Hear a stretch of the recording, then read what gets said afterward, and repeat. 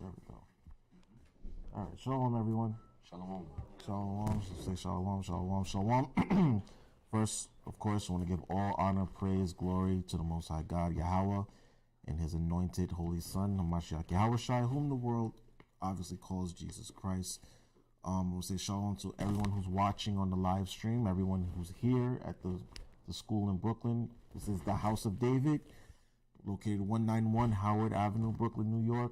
Again, 191 Howard Avenue, Brooklyn, New York. My name is Yarapah. I will be presiding over today's main Sabbath day service. We host Friday night Sabbath day classes, Friday night classes from approximately, let's say about 7 p.m. to about 10 p.m.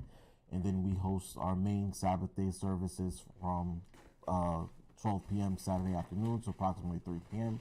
Please come join us at the school. Please come congregate with us. We welcome all Israelites. We welcome our people who are trying to learn, people who are trying to fellowship, people who want to know the truth about the Bible.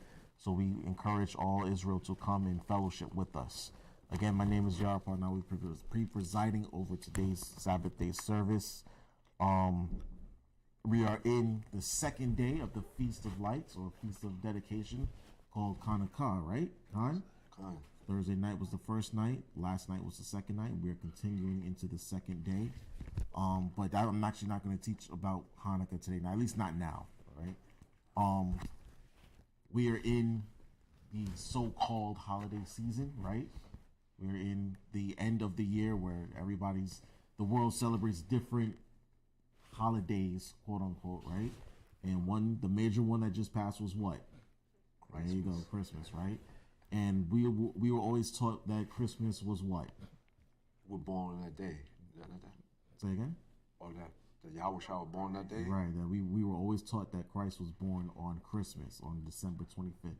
But as we all know, that's not the case, right? We all know that Yahawashi was not born on December 25th in the middle of winter outside, okay? It's too cold in Israel for that. It was way too cold. But yeah, we're actually going to go over Yahawashi's actual birth, okay?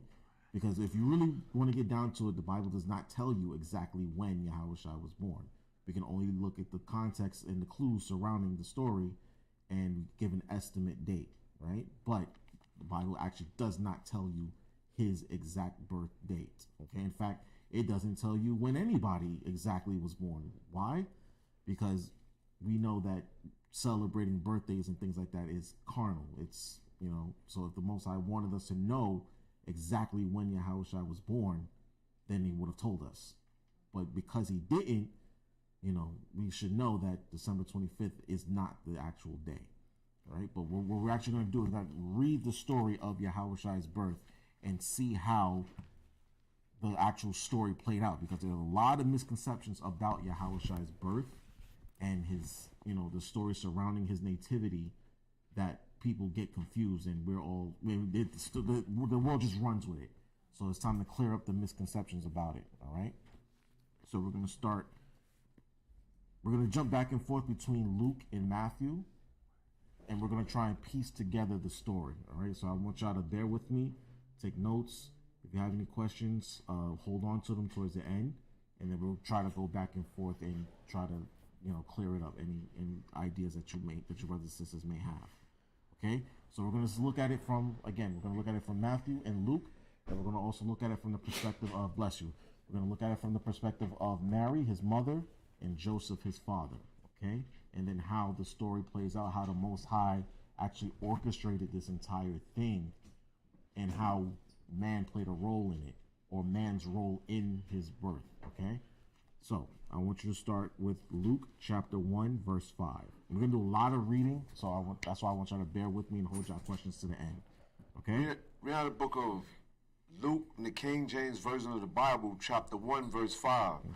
There was in the days of Herod, the king of Judea, a certain priest named Zacharias. Right, so it says in the days of Herod, the king of Judea. Now we all know that Herod was not a legitimate king of Israel, right? Why?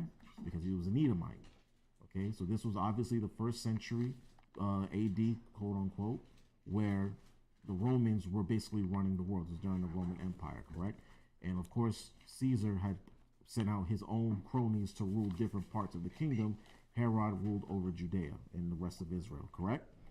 All right. And then, of course, there was a certain priest named Zacharias, who was the high priest, obviously. Go ahead. No, he wasn't the high priest. I'm sorry. Keep going.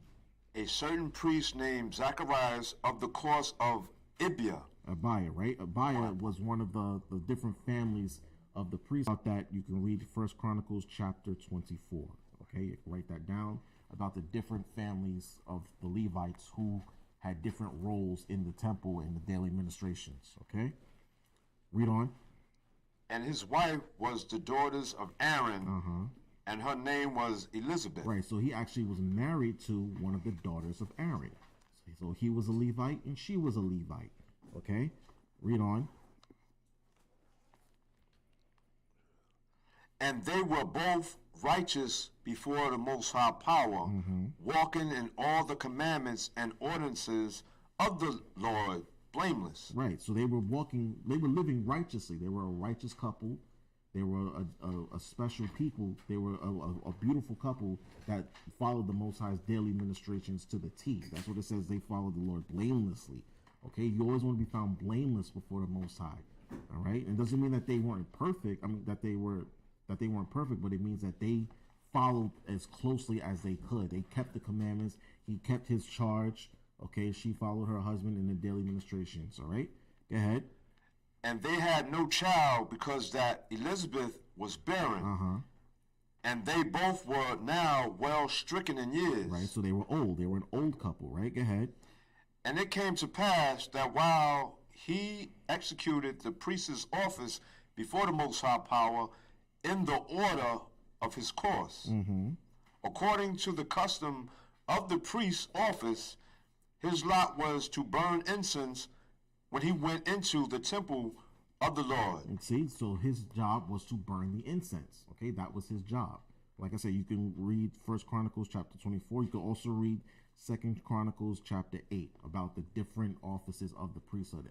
Every priest did not do the same thing. Some burned incense, some laid out the showbread, some did the sacrifices. His job was to burn the incense. Okay, read on. And the whole multitude of the people were praying without at the time of incense. Right, so when the incense was burning, the people were outside praying. In fact, if you're reading, I think it's Revelation, where's that, Ben, where it says that the incense carried the prayers up to heaven? The 6th chapter? Let me see if I can find it real fast. Yes, read Revelation chapter 6, verse 8. Verse 3 or 8? Verse 8. 8. In the book of Revelation, chapter 6, verse 8. And I looked, and behold, a pale horse. Revelation 5, verse 8. I'm sorry. Start at 5? Yeah, 5, verse 8. In the book of Revelation, chapter 6, verse 5. No, chapter 5, verse 8. Oh, pardon me. Chapter 5, verse 8. All right. In the book of Revelation, chapter 5, verse 8. And when he had taken the book, the 4 beasts, and 24 elders fell down before the Lamb. Before the Lamb. So John's seeing a vision of the 4 beasts and the 24 elders that fell before the Lamb, which is Yahawashi, right? Go ahead. Having every one of them harps. Right, harps, instruments, musical instruments. Go ahead. And golden vials full of odors. Right. Which are the prayers of saints. Right, so you got the vials full of odors, meaning the incense was burning, and it carried the prayers of the saints before the Most High, right? All right, so let's go back to Luke, where it says that the incense was praying at the time of incense, meaning when he started to burn the incense, the people were outside praying because they knew that's what time it was. All right. Verse 9. No, verse 10. Verse 10. Okay. Again. Verse 10. Oh, yes, right. We have the book of Luke, chapter 1, verse 10. And the whole multitude of the people were praying without at the time of incense. Go ahead. And there appeared unto him an angel of the Lord standing on the right side of the altar of incense. Right, so an angel just appears out of nowhere at the altar next to Zacharias, right? Read on. And when Zacharias saw him, he was He troubled, was troubled, meaning he was scared, right? Go ahead. and fear fell upon him. Right, so fear fell upon him. So anytime an angel, we always read throughout the scriptures, whenever angels just appeared in front of people, we got scared. Because we didn't know what this meant. We didn't know what kind of creature this was or what was happening. So he said fear fell upon him, right? Go ahead. But the angel said unto him, Fear not, Zacharias, for their prayer For thy what? For thy is heard. For thy prayer Thy is heard. prayer is heard. Uh-huh. And thy wife Elizabeth shall bear thee a son, and thou shalt call his name John. Right, so obviously Zacharias and Elizabeth had a prayer. Their prayer was they wanted a son. And the angel appeared to him and said, look, your prayer has been heard. Why? Because what does it say in verse 6? It says that they were both righteous before the Most High, walking in the commandments and ordinances and following the Lord blamelessly.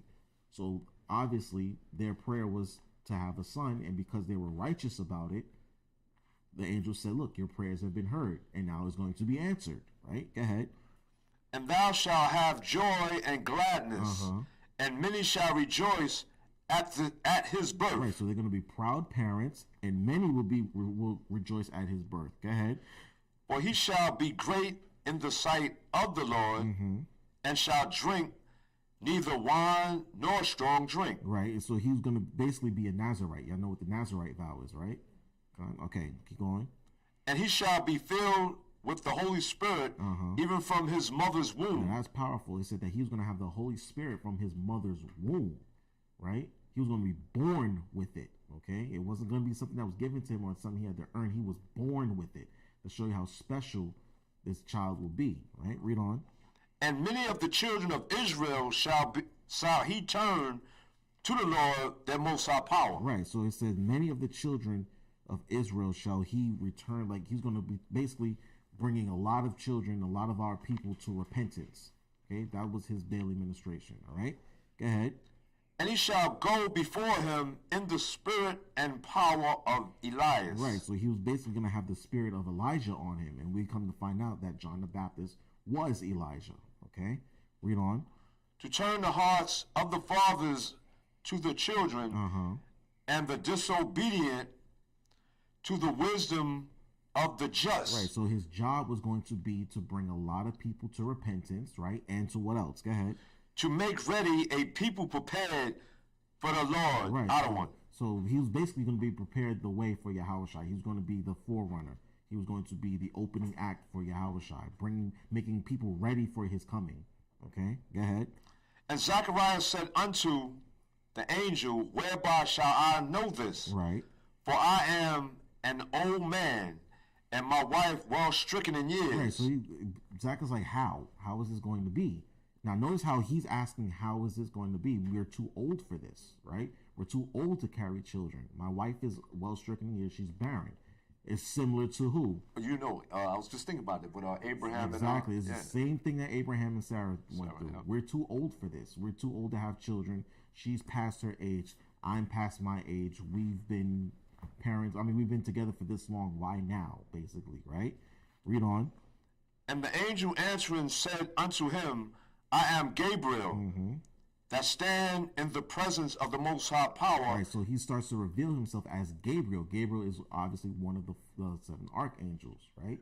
So he stands in the presence of the Most High, right? Go ahead. And am sent to speak unto thee and to show thee these glad tidings. Right, so he's like, how am I going to know this? And he's basically telling him, like, I got this from the Most High directly, right? I came exactly from him to give you this message. So that's how you're going to know, right? Go ahead. And behold, thou shalt be dumb and not able to speak until the day that these things shall be performed. Right, why? Because thou believest not my words, Go ahead. which shall be fulfilled in their season. Now check this out, right? Remember, what role does Zacharias play in Israel? What is he? Yeah, he's a priest, right? So he knows the power of the Heavenly Father, right? He deals directly with everything. He's in the temple. He has a job in the temple. He probably teaches, right? He does the prayers. He knows the Torah in and out, right? So if an angel comes to him and tells him, look, you're going to have a son, and he knows the story of Abraham and Sarah, right? If he knows all of these things, why didn't he believe it? Right? So the angel telling him, look, you're going to have a son even though you're old, right? You know the story of Abraham and Sarah. You know the story of Isaac and Rebekah. You know all these stories from the time of old, right? So why is it that when I tell you that these things are going to happen for you, why don't you believe it? Right? So you see what happens when you don't believe? You see what happens when your faith is not there? Now, check that off, right? Zacharias did not believe it, right? He did not believe what he was being told. And yet, what did it cost him? It cost him the ability to speak, right? Mind you, he's a priest. He has to be able to talk to people. But yet, his unbelief caused him to lose the ability to speak for a while, okay? Now, keep that in mind. Now, when we get to Mary, and then when we get to Joseph, we're going to see what their responses were, all right? Read on. And the people waited for Zacharias and marveled that he tarried so long in the temple. Right, they were like, what's taking him so long, right? He's usually done by now. Like, what's taking him so long? Go ahead. And when he came out, he could not speak unto them. Uh-huh. And they perceived that he had seen a vision in the temple. Right. For he beckoned unto them and remained speechless. So he's coming outside trying to talk and making all these hand motions and gestures and right, and he can't speak to him. So they're like, okay, he witnessed something inside, like something went down in there. We just don't know what. Right? Read on. And it came to pass that as soon as the days of his ministration were accomplished, he departed to his own house. Right, his job was done. His turn was done. Like I said, you can read 1 Chronicles chapter 24 to show you exactly what the courses were, which families did what around this time and how long they did it for. Okay, read on. And after those days, his wife Elizabeth conceived and hid herself 5 months, saying. 5 months. So she was pregnant for 5 months before she said anything. Right, go ahead. I just want to say, Adam, you know what I'm thinking about? She hid it. Remember, she had Joseph. You remember he was told to take his wife? We're gonna get to that. Yeah, I know. So I knew. We're gonna get to that. Okay. Next verse, right? Read 24 again. Oh yeah. Read the book of Luke, chapter 1, verse 24. And after those days, his wife Elizabeth conceived. Right. So when he went back to Elizabeth after doing his daily job in the temple, he went and laid with his wife, remembering what the angel told him.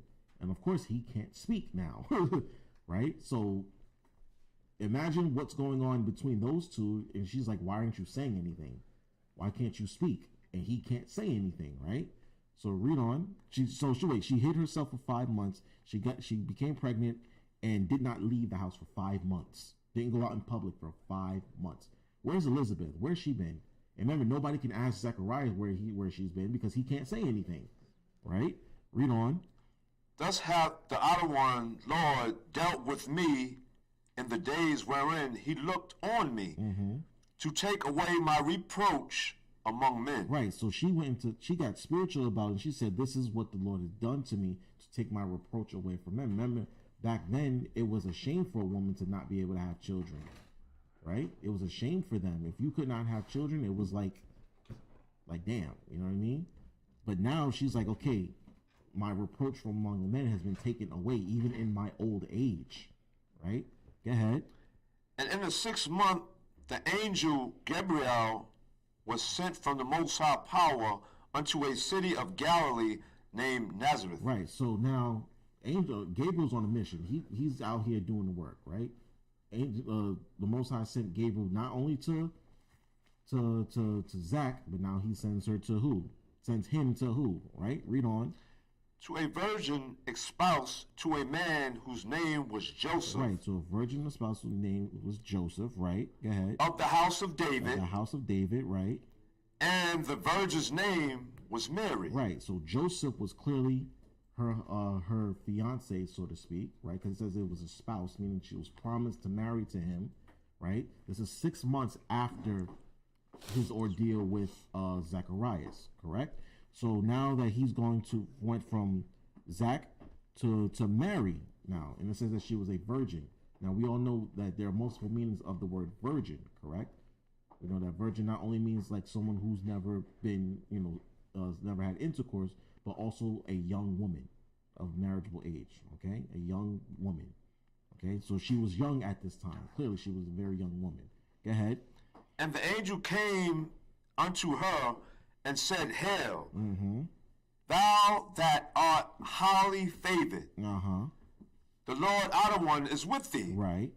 Blessed art thou among women. So the angel came to her and said, look, you are highly blessed and favored among women, right? Why is that? Read on.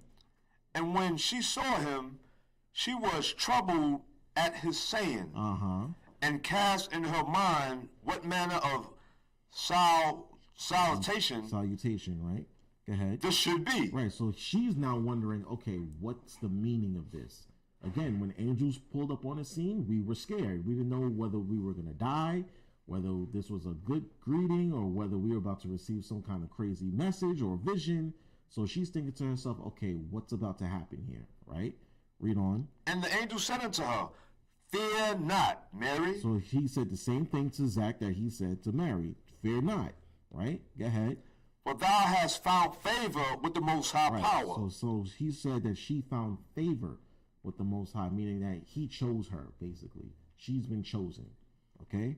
Read on. And behold, thou shalt conceive in thy womb, and bring forth a son, and shall call his name Yahawashi. Right, shall call his name Yahawashi. So now he's giving her instructions about what's going to happen. You're going to become pregnant. You're going to have a son, and you're going to name him. She actually gave him a name, right, to give, right? And we're going to get into what his name actually means. I mean, we already know what it means, but still. Go ahead. He shall be great, and shall be called the Son of the Highest. And the Lord, the Outer One, Most High Power, shall give unto him the throne of his father David. Right, And he shall reign over the house of Jacob forever. Right. And of his kingdom there shall be no end. So now he's telling her what type of man she's going to give birth to. You're going to basically give birth to the king of the planet Earth at the end of this all, right? I want you to hold that. I want you to get me 2 Samuel. I want you to get 2 Samuel chapter, I believe it's 12. I'm going to read the 1 Samuel. Sheesh. 2 Samuel chapter, or is it 15? Where's the prophecy for? Is that 12, 15? No, not yet. I think it's, where's the prophecy for Yahawashi? I believe it's it might be chapter 12. Or is it chapter? I knew this off the back of my head.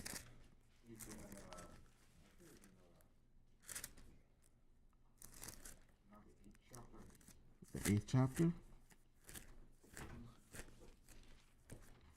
I knew it off the... Oh, I found it. 2 Samuel chapter 7, verse 12. That's what it was. In that book of Samuel, 2 Samuel chapter 7, verse 12. And when thy days be fulfilled, and thou shalt keep with thy fathers, sleep with thy fathers, meaning when he's dead, right? I, the Most High, will set up thy seed after thee, which shall proceed out of thy bowels, and I will establish his kingdom. Right, so this is Nathan giving David the prophecy about his descendant, his seed, who will establish, who the Most High will establish as a king, right? Go ahead. He shall build an house for my name, and I, the Most High, will establish the throne of his kingdom forever. Right, so now people would think that this was talking about Solomon, right? But did Solomon's kingdom last forever? No, exactly. So that's how we know he's talking about a different descendant. And we just read in Luke, he said, I will give him the throne of his father David, and he shall reign over the house of Jacob. How long? Forever. Forever, right? Go ahead. And I will be his father, and he shall be my son. Right. If he commit iniquity, I will chasten him with the rod of men Right. and with the stripes of the children of men. Right. So he said, if he commits iniquity, I will spare him. Right. Go ahead. But my mercy shall not depart away from him, as I took it from Saul when I put away before thee. Right. So he said, if he commits iniquity, I will chasten him, but I will spare him. I will have mercy on him, unlike Saul. Right. Saul did not receive mercy. Saul was basically had his back turned on by the Most High. The Most High turned his back on him. He won't do that to Yahawashi or Solomon. He didn't do that to him. Okay, read on. Solomon was not chastened with the rod of Exactly. men or with the stripes of the children of men. Exactly. Solomon lived a peaceful life, pretty much, and died a peaceful old man. Right. Yahawashi got beaten and bruised and bloodied, and we all know what happened to him. All right, so that's how you know we wasn't talking about Solomon here. He was talking about Yahawashi. And again, did Solomon's kingdom last forever? Nope. No. Okay, read on. And thine house and thy kingdom shall be established forever before thee. Thy throne shall be established forever. All right, so the house, they're basically telling the house of David will basically be the ruling family in Israel throughout history. And as we know, Yahawashi is a descendant of David. All right, so let's go back to Luke and read verse 33 again, please. Now the book of Luke, chapter 1, verse 33. Actually, we're going to read 32 also, please. Verse 32. He shall be great and shall be called the Son of the Highest. Right, he said he shall be great and shall be called the Son of the Highest, right? This is talking about, obviously, at that time, he was talking about the future, right? He's talking about in the end times today, too. Right, read on. And the outer one, most high power, shall give unto him the throne of his father David. See, we read that in 2 Samuel, right? Read on. And he shall reign over the house of Jacob forever. Right, the house of Jacob forever, right? Hold on to that. Go to Daniel, the book of Daniel. And I want you to read chapter 2. And I want you to read verses. Yeah, I just read verse 44. Please. The book of Daniel, chapter 2.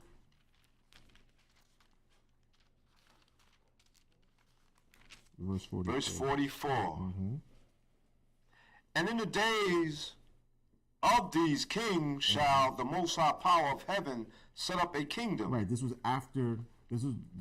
Daniel giving the vision to Nebuchadnezzar of the statue that was made of different materials and metals, and how the statue was actually destroyed, signifying the destruction of those ancient kingdoms. Who knows what they are? And who knows which metals represent which kingdoms? So remember, okay, the statue was made of different materials, right? It was a head of what?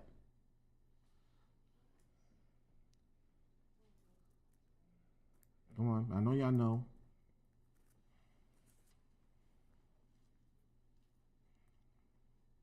Nobody knows? Nobody knows what the top of their head? Okay, so write this down. There was a head of gold, right? Who knows what the head of gold represents? Say it out loud. Brass. No, the head of gold was which kingdom? The Babylonians, right? Okay. Then there was the arms of silver, right? Who knows who the arms of silver were? Exactly, the Medo-Persian Empire, right?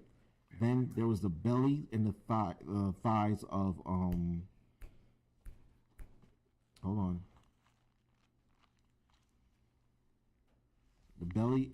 The thighs and the belly made, I think it was brass. Yes, it was made of brass. Who knows who that were?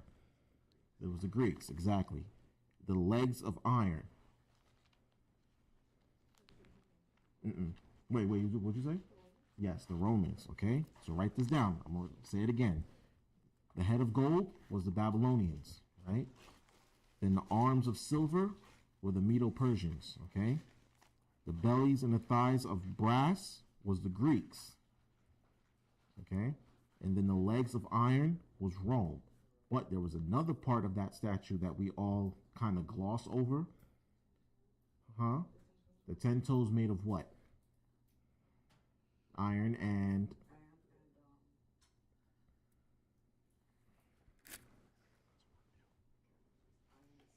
it was iron and what can you mush in your hands?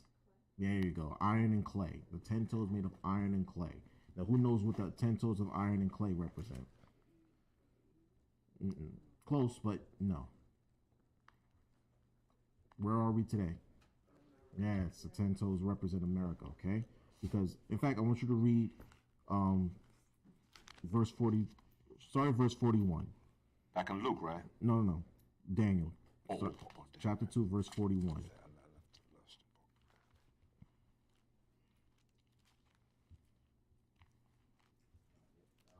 The 10 toes is a resemblance of the same thing as The 10 horns in Babylon.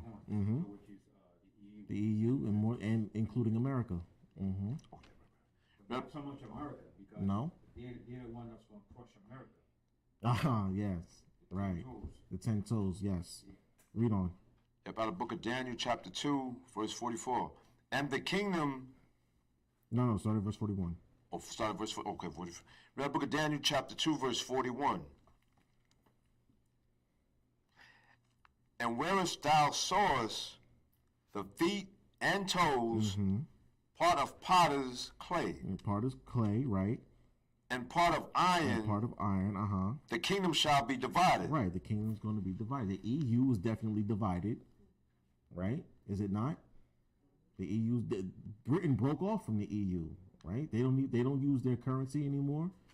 Y'all remember Brexit, right? Britain exited from the United Kingdom and the EU, right? They left them. They said we don't want to deal with y'all no more, right? Read on.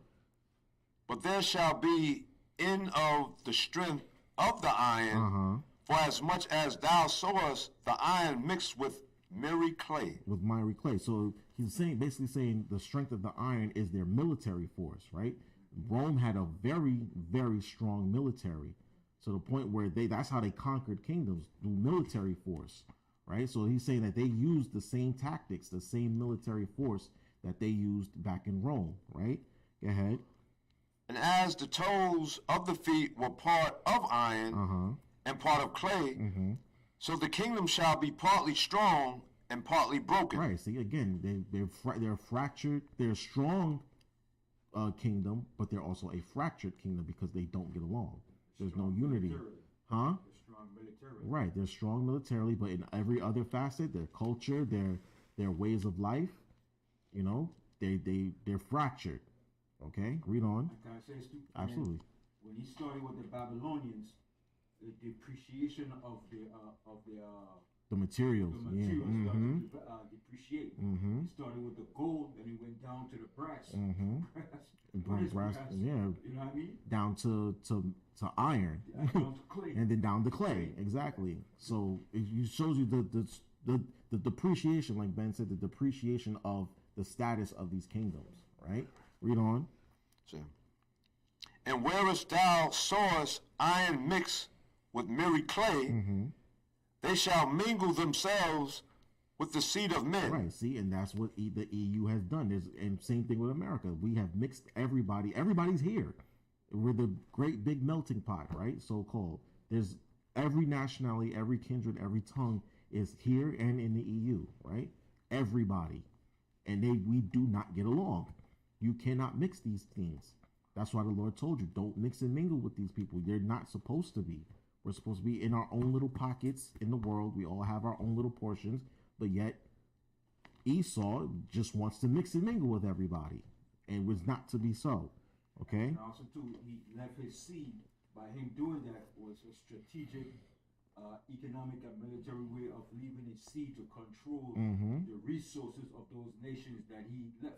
Absolutely. He left over. In every country in the world, he left his seed there to control the resources. In South America, in Africa, wherever, he left his descendants up here to control. And then They're known as oligarchs or plutocrats or aristocrats to control the resources and wealth of those countries. and every country hates it.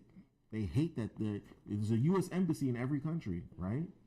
And they hate it. They hate that the Americans are there. They hate that Britain is there. They hate that the French are there. They want them out of their country and stop taking their resources, right? So it says, even though it says they shall mingle themselves with the seed of men. Every country has a U.S. embassy in it. There's every form of nationality and ethnicity and race. They're here in America and in the EU. We're everywhere, right? Go ahead. But they shall not cleave one to another. See, it says they shall not cleave one to another. Like, remember in the beginning, it says, when a man leaves his father and mother, he shall cleave unto his wife and become one, right?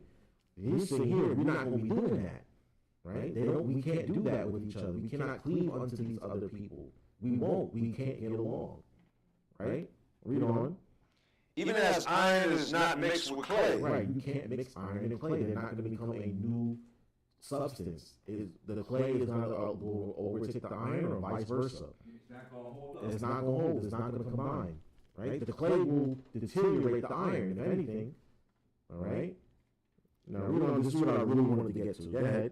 And in the days of these kings shall the Most High Power of heaven set up a kingdom which shall never be destroyed. It shall never be destroyed. Remember, the angel told Mary that the house of Jacob will reign forever, and he will reign over it. Your son is going to reign over the house of Jacob forever.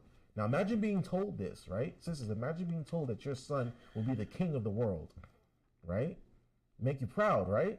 Or at least it should. It should make you proud, right? Go ahead. And the kingdom shall not be left to other people. Right, so the kingdom will not be left to other people. It will be an Israelite kingdom. Okay, it will be a kingdom of Hebrews. It's not going to be a kingdom of all nations. It's not going to be a kingdom of Edomites. It's going to be a kingdom of Israelites. Okay, Israelites will run the world. All right, so get ready for that. Okay, read on. But it shall break in pieces and consume all these kingdoms. Right, it's going to break, and we're going to put the other nations down, and we're going to put them in subjection, and they will listen to us and Yahawashi. Okay, ain't going to be no diplomacy or diplomacy, no democracy. It's not going to be any of that. It says it's going to break in pieces and consume them, meaning we're going to put them down. If they don't want to worship and bow down before Yahawashi, we will put them down. Okay, that's something to look forward to, because they did it to us, right? They did it to us. If we didn't want to listen to them, guess what they did? They put us down. They slaughtered our people. They slaughtered our women, our children, and made an example of us.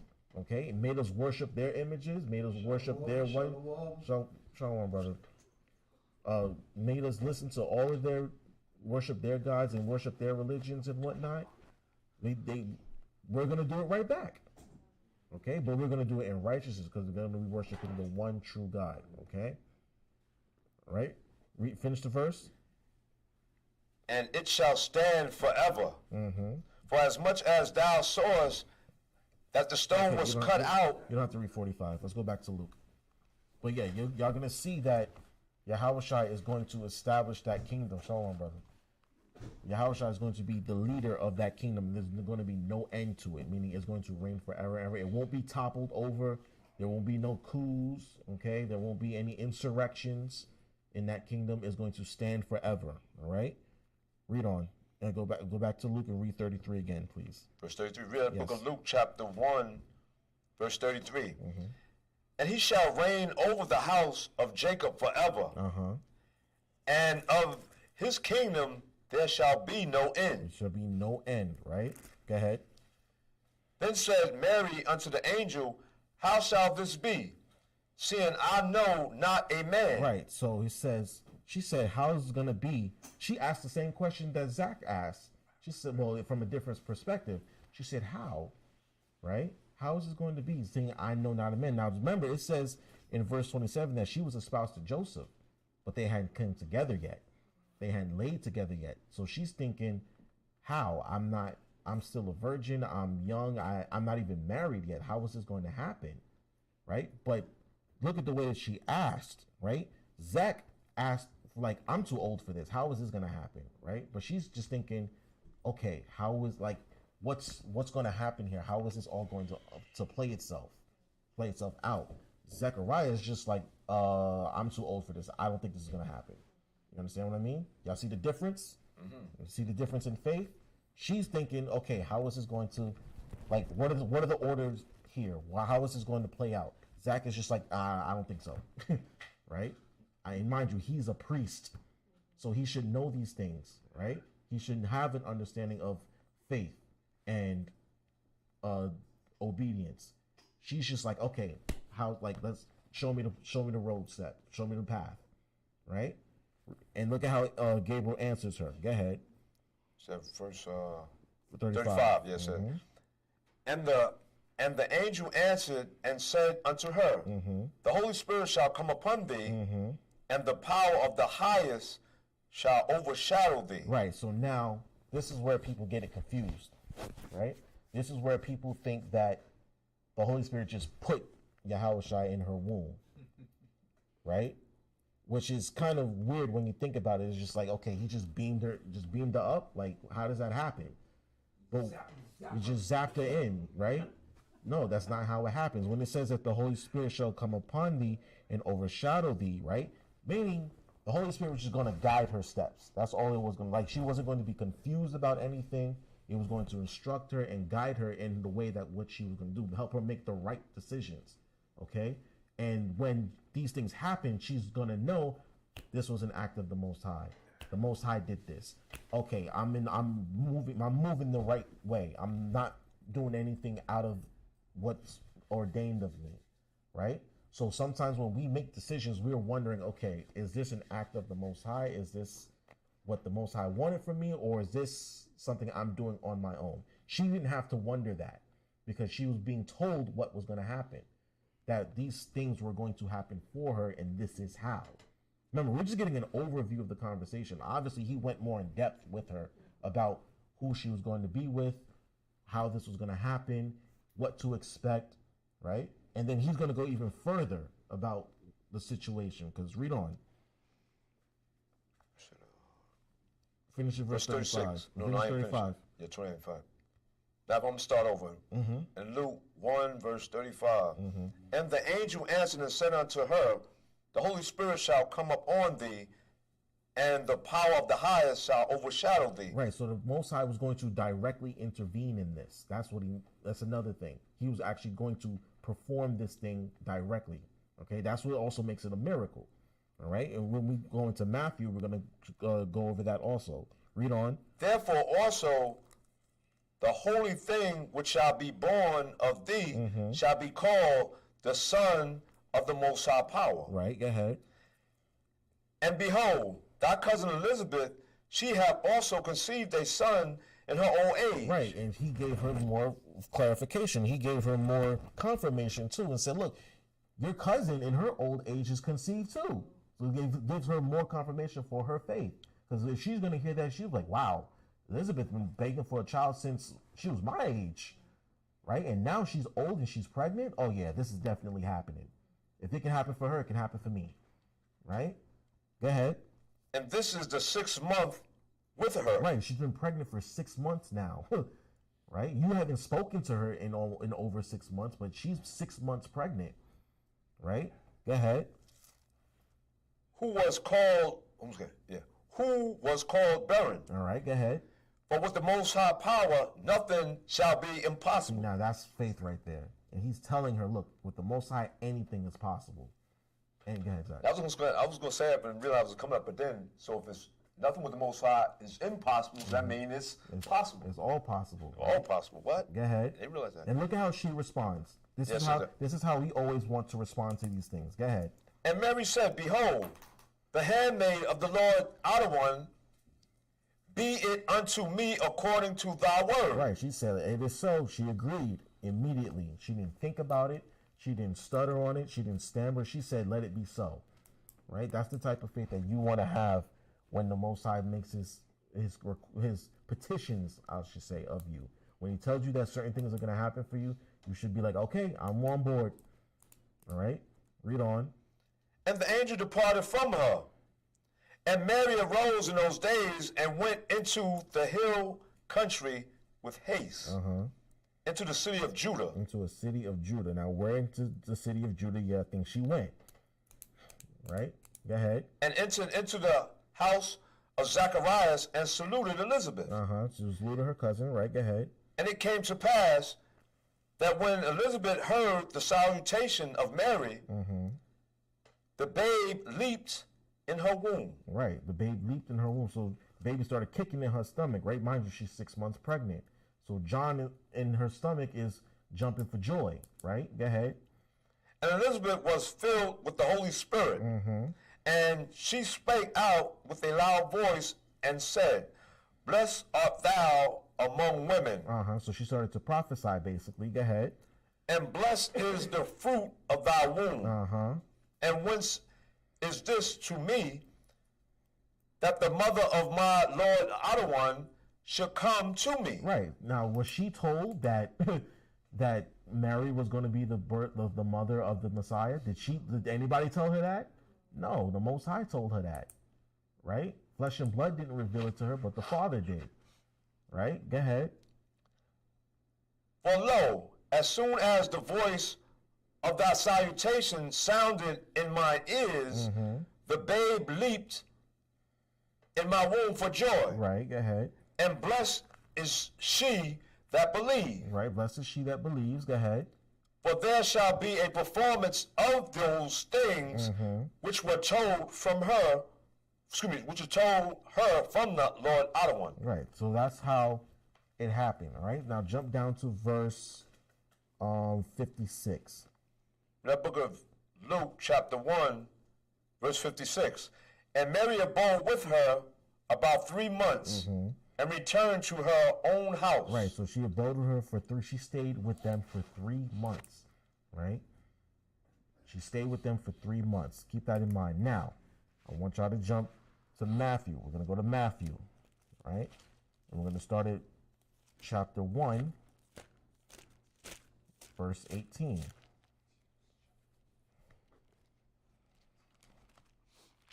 The book of Matthew, chapter 1, verse 18. Now the birth of Mashiach Yahawashi was on this wise. Right, it says it was on this wise. What does on this wise mean? Huh? In this way. Meaning it was like this. It went according to this, all right? Now, in order to be wise, you have to know what? In order to know, wisdom according to the Bible is knowing what? Give me Psalms 111 and 10. Psalms chapter 111, verse 10.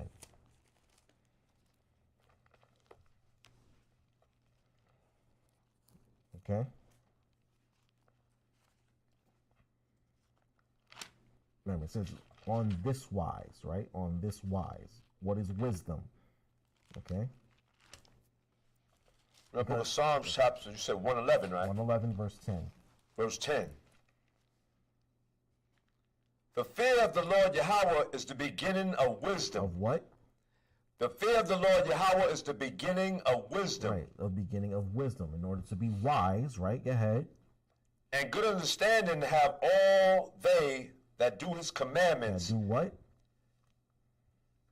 A good understanding. A good understanding to have all they that do his commandments. That do his commandments. So in order to know wisdom, in order to understand the story of Yahawashi's birth, you have to know the commandments. That's what I mean by on this wise. Okay, you have to know the commandments, you have to know the history, you have to know prophecy in order to understand Yahawashi's birth. That's why the churches don't understand Yahawashi's birth, because they don't know the commandments. They don't know the history. They know a bit of the prophecy, but they don't understand it. Okay? You have an understanding when you keep the Most High's commandments, right? You understand the laws regarding marriage. You understand the laws regarding lineage and heritage, right? These things are written in the scriptures for us to know, so that way when we get here, we can understand, okay, this is why Yahawashi is who he says he is, who he claimed to be. Okay? We're not confused about it because we know the commandments, we know the history, we know the prophecy, we know the culture. Okay? So read verse 18 again. The book of Psalms, chapter 111. No, Matthew. Go back to Matthew. Yeah, I'm sorry. Go back to Matthew. We got the book of Matthew, chapter 1, verse 18. Now the birth of Hamashiach Yahawashi was on the wise. On this wise, right? Meaning it went according to this. All right, go ahead. When as his mother Mary was espoused with Joseph. Espoused to Joseph. Remember, we read that in Luke 1:27. It says a virgin espoused to a man named Joseph of the house of David, right? Remember, what royal family did Yahawashi have to come from? He had to come from the house of David, right? It couldn't just be any old Judite family. He had to come from the house of David, right? Go ahead. Before they came together. Before they came together, right? Remember, before they came together, meaning what? Before they had their marriage ceremony, right? Go ahead. She was found with child of the Holy Spirit. Right. See, now here we go again. Understanding what it means to be found with child of the Holy Spirit. What does that mean? Who has an idea of what it means? Yeah, Zach. Anybody else? Anybody have an idea? Huh? There you go. Not only that, but what happened? What did the Most High do? Let me ask you a question. What is a miracle? Who knows what a miracle is? There's that. A miracle is something that is not done out of the ordinary. If I said it right, Okay, you're on the right track. I like that answer. Anybody else have an idea? What is a miracle? Brothers, y'all been quiet all morning. What's going on? Zach can't be the only one talking. But how? But how? But how does he do it though? Like, what does he do exactly? He lets you know. Okay, that's one way. Go ahead, brother. Yeah, the Apostle Paul saying in 2 Corinthians 15:50, he said, even though those, he said, I'll show you a miracle here. Mm-hmm. Even though those who did not die, but still receive their glorified body. Mm-hmm. But well, I mean, like, what exactly is a miracle? Like, what does the Most High do? No. What I'm saying, what I'm asking is, okay, what is a miracle, right? We understand that a miracle is. The brother said that. Say what you said again. I said a miracle is something that's done out of the ordinary. Out of the ordinary, right? And then the sister said that the Most High makes it known. Go ahead, sis. Something impossible to the natural human spirit to believe, like the natural eye. Y'all on the right track. Y'all are there. Y'all are right there. But I want y'all to just like put it all together. But hold on. Finish your thought, brother. Yeah, what he's saying is a mystery. Is a mystery a miracle? No, I'm saying like what is a miracle? Let me show you a mystery here. So is a mystery and a miracle the same thing? A mystery and a miracle? Yeah. No. So a mystery is just something that you have to figure out, or something that's not clear to you, right? A miracle is, I'm gonna just tell y'all what it is. A miracle is basically when the Most High Himself intervenes in the act. Like he's acting in the situation. So in this sense, the Most High directly intervened in Yahawashi's birth, his conception. Because remember, he could just send any old spirit into a body and have that spirit inhabit the body, right? But this particular spirit, the spirit that sat on his right hand, he said, go forth into that body. I want you to be born to these parents during this time, this lineage, and this is the body that you're going to have. That's what it was. Okay? The Most High directly intervened here. Of course, Joseph and Mary still did their thing, but the Most High directly intervened. Go ahead, sis. Something like that. Like he directly brought Lazarus back from the dead. The same thing with Yahawashi. Who raised up Yahawashi? Why was it a miracle? Because the Most High directly brought him back from the dead. It sent that spirit back into the body and raised it from the dead. It was the same thing with Isaac's birth, right? He directly, and he told them what was going to happen, and he said, this is what you're going to name him, and I sent that spirit right into that body, right? So that's what it is. That's what happens. When the Most High directly intervenes in a situation, especially in a situation that seems incredibly impossible, like you mentioned earlier, right? Or something that seems incredibly unlikely, like a medical miracle, something that's very unlikely, like you have a 6% chance of survival after a traumatic event, and then you somehow pull through, they look at it like, wow, this is some sort of miracle. Like, we didn't do anything. Obviously, we couldn't do anything, but here we are. Here this person is alive and well and walking and talking, right? So when the Most High directly intervenes, that's what makes it a miracle. Or a fulfillment of prophecy. Okay, you can write that down too. Yeah, Zach. Just like our deliverance here. Exactly, it's going to be a miracle. Destruction is going to be a miracle. It's going to be a miracle. The Most High is directly going to intervene in the situation. A lot of times, the Most High is hands off, right? He lets us to our own devices, and that's why a lot of times, like when we have children, some of them got it, some of them don't, right? Because the Most High said, no, I want that one, I want that one, nah, that one, you know what I mean? That one's no good. But directly, I want this one is the one I want. I choose this one, and I'm going to use that one, right? So when they gave the prophecy, right?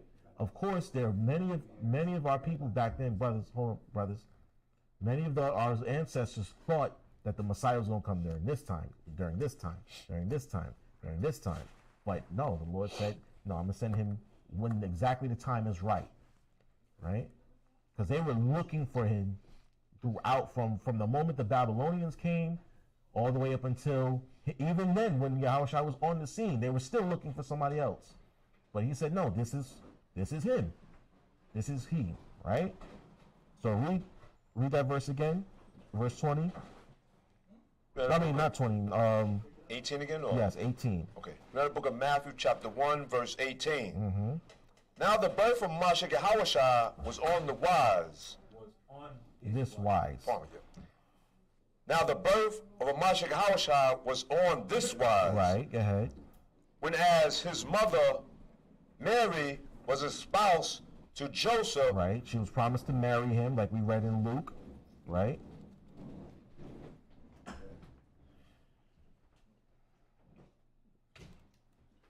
Go ahead. Before they came together, right, she was found with child of the Holy Spirit. Right, so she was impregnated, but it was according to prophecy. It was according to what she was told. Remember, we read in Luke, she was told she was going to become pregnant. Right? Read on.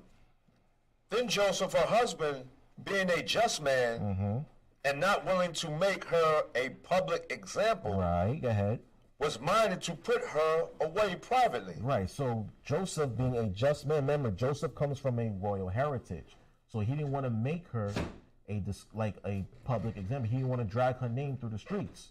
So write down Deuteronomy. All right, write down Deuteronomy chapter 22, I believe. Hold on. Yes, 22, chapter 22, verses 13 to 21.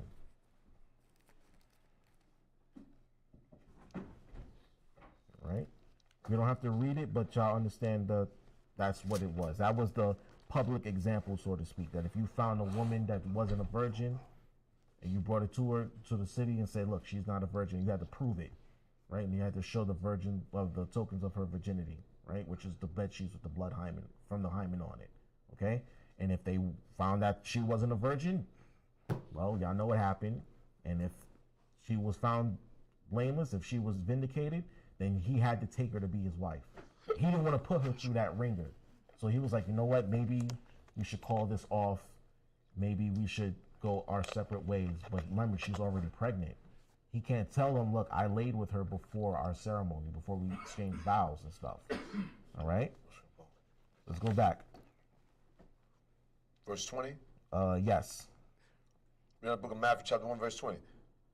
But while he thought on these things, behold, the angel of the Lord out of one appeared unto him in a dream, saying, Joseph, thou son of David. Thou what? Joseph, saying, Joseph, thou son of David. Right, thou son of David. Remember, he is a descendant of David. Okay, go ahead. Fear not to take unto thee Mary, thy wife. Thy what? Fear not to take unto thee Mary, thy wife. Right, remember, the angel called her his wife. Mind, they didn't have the ceremony yet. They didn't have the ceremony. Remember, he's thinking about putting her away. They already laid together. So, virgin birth, where? if you understand the prophecy, if you understood the commandments, you would understand that, yes, that's now his wife. And remember, the angel's telling him, look, don't be afraid. This is all good. We saw what y'all did, all right? We saw y'all laying together. It's okay. She's your wife now. Take her. Like, yes, y'all can still be married, right? Go ahead. But that which is conceived in her is of the Holy Spirit. Right. He said that which is conceived in her. Conceived, right? Get that word, like, let that word marinate. Conceived, right? You don't have a child, you don't have conception without what? A sperm and an egg, right? You have to have that. It doesn't work any other way. It literally does not work any other way. You have to have the sperm and an egg come together. Okay? It said that which is conceived in her is of the Holy Spirit, meaning that the Most High directly intervened in this. This is supposed to happen. He's thinking, Dad, we don't messed up. And remember now, think contrast to how Mary felt. What was she thinking? Now, this is all gravy. This was supposed to happen because remember, the angel came to her first. Angel came to Joseph afterwards. So he's thinking that they done messed up, that they done got carried away. Meanwhile, she's thinking, okay, I was told that this was going to happen, so I'm not afraid. I'm not scared. I'm moving accordingly. Joseph's like, damn, what did I do? I done messed up. I think I just ruined this girl's life, right? Because remember, he was older than her, right? Y'all understand that, right? Joseph was older than Mary, like I think by like 10, 15 years, because she was young. She was like a teen mom, and Joseph like maybe my age. So it was like that. I probably gonna ruin this young girl's life. I can't drag her name through the streets like this. So I gotta put her away privately. But meanwhile, Mary's thinking, the Most High is with me, and Joseph's thinking, nah, I done messed up. Right? Read on. So, verse 21. And she shall bring forth a son, and shall call his name Yahawashi. For he shall save his people from their sins. Right, so what does Yahawashi mean? Yeah, he who saves. He saves. The Yah in the beginning, the YA means he. Hawashi means deliver. Or he saves, he who delivers, he who saves, right? So remember, the angel told both the parents what the name is going to be, how they're going to name this child. Put your phones on vibrate, please. Please and thank you. Okay? So he said, he told the angel, first the angel told her, then afterwards he came to and told him. Right? Read on. Can I say something, Yarapah? Yeah. And some people might be saying, well, why not Jesus? Because at that time, the language that we spoke was Hebrew. You understand? And the word Jesus is not a Hebrew language. It's a Greek or Roman language. And when the angel came to her, the angel spoke to them in Hebrew tongue. Just like when the angel came to Paul and met him, when Yahawashi came and met Paul on the way to Damascus and he blinded him. He said you spoke to him in the Hebrew tongue. He spoke to him in the Hebrew tongue. So why is the angel going to come speaking to you in a Greek tongue when we are not Greek? Right. We're Hebrews. So he's going to speak the language that we speak. Now today, the angel will come to us speaking English, because that's the language we speak today now. And back then, we were speaking the Hebrew language. And that's the language of the Holy Tongue, the Hebrew. So the angel came to her and told her his name is going to be in the Hebrew, which is he saves, which is Yahawashi, not Jesus. Jesus is just a modern terminology that came like 500 years ago. Right? Does anybody know the difference between translation and transliteration? You understand the difference? Go ahead, sis. Word for word. Transliteration is just getting something that's close to it. Like there was probably not something that matched that, so it's just as close as it can. Something like that. So translation is like, yes, a word for word, like what this word means in another language, right? So Yahawashi, what does it mean in English? Right, he who saves, right? He saves, he delivers. But how do you say Yahawashi in English? Anybody know? See, there you go. There's the difference.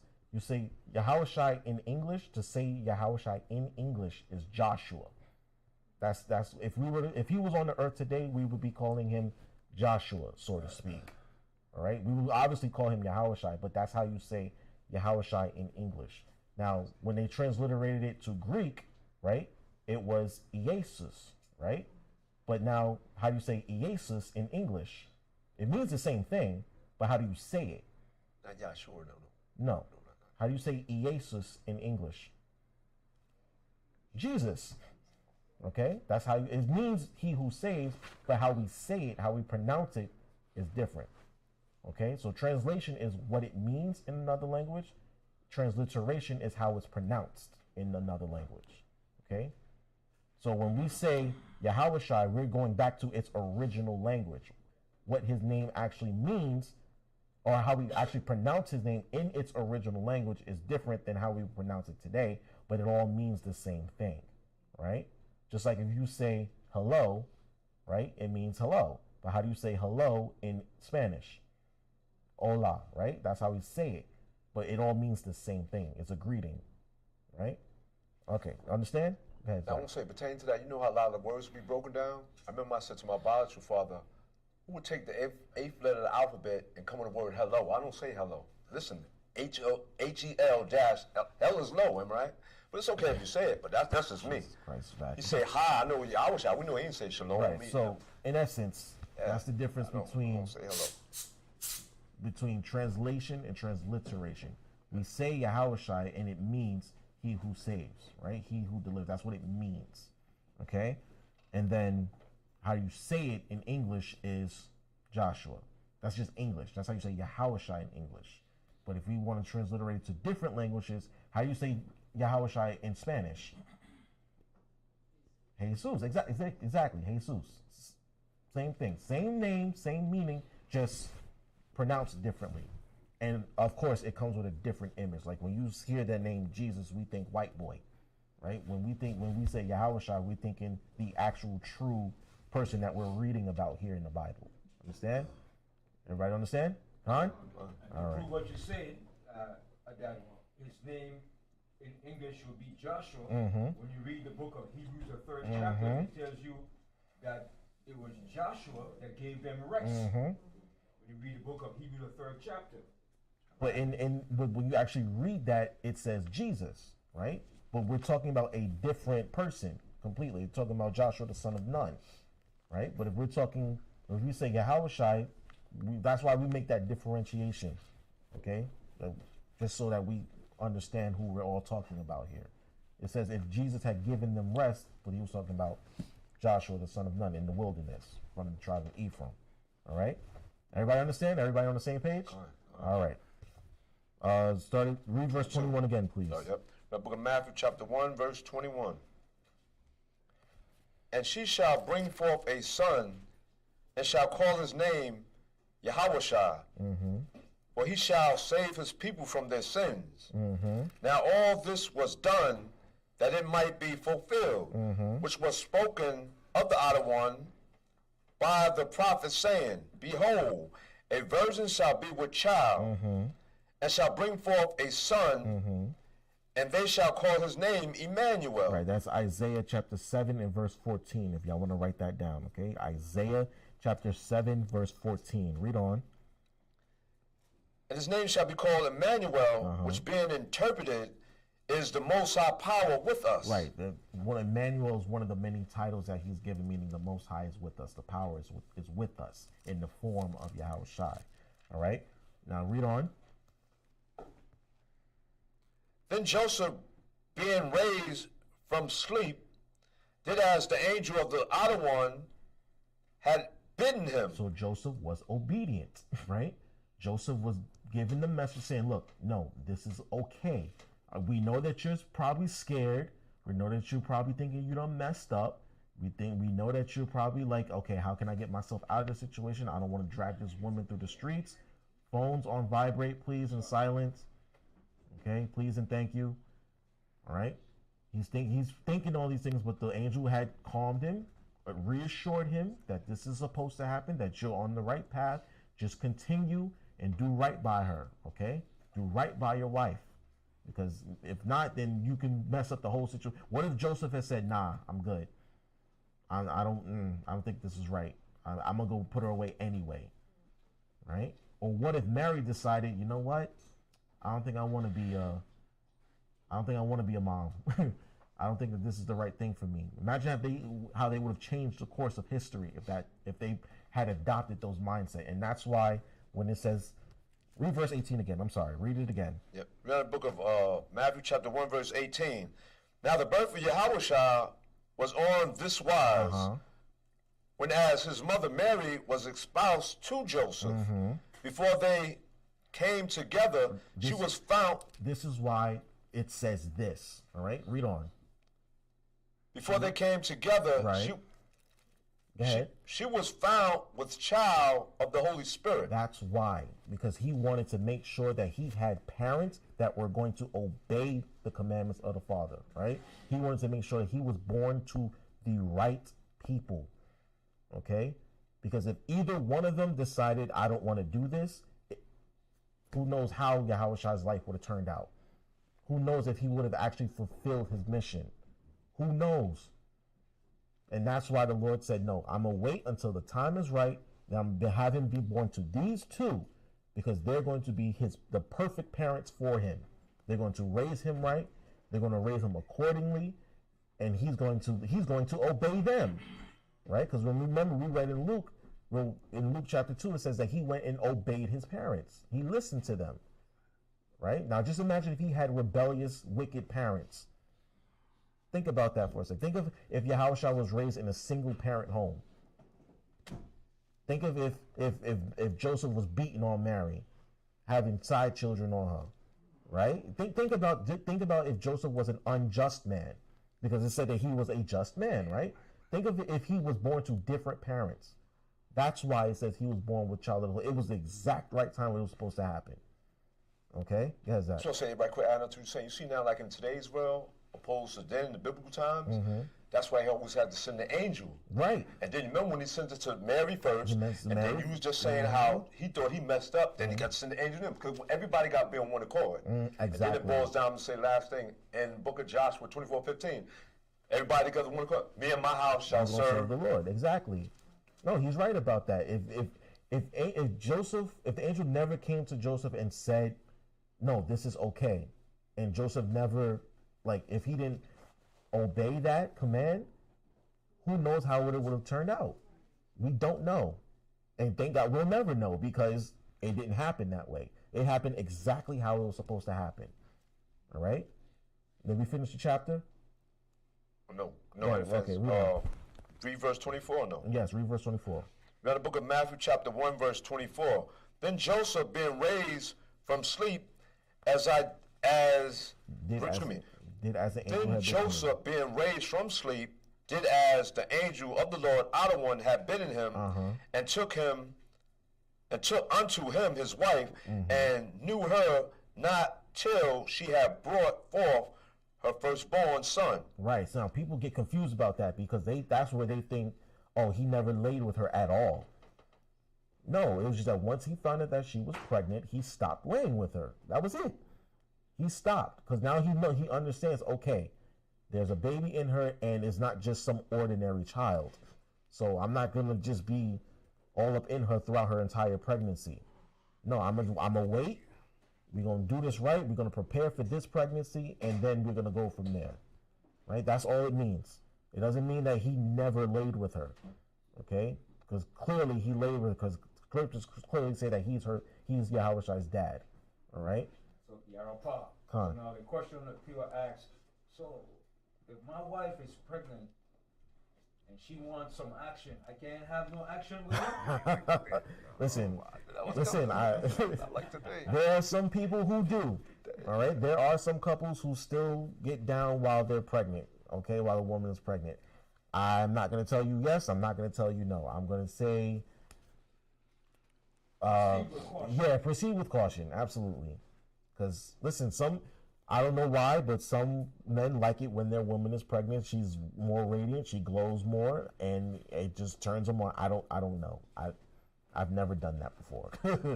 So, Like Ben said, proceed with caution, okay? But Joseph here, he said, okay, it's a full-blown stop. All right? Like I said, but Yeah. that's your prerogative. There's no law saying whether you Exactly. can or not. So it's Exactly. up to you to use proper discretion. But there is a protocol for after the baby's born, okay? Doctors tell you, look, wait 6 weeks because her uterus is getting put back together. It's going to be rough on it. And the scripture tells you that. And the scriptures tell you too. Yep. Depending on the gender of the child, there's a certain amount of time that you have to wait. Okay, that's what they call her uncleanness. You know what I mean? You have to wait 40 days for a man child, 80 days for a woman. Okay.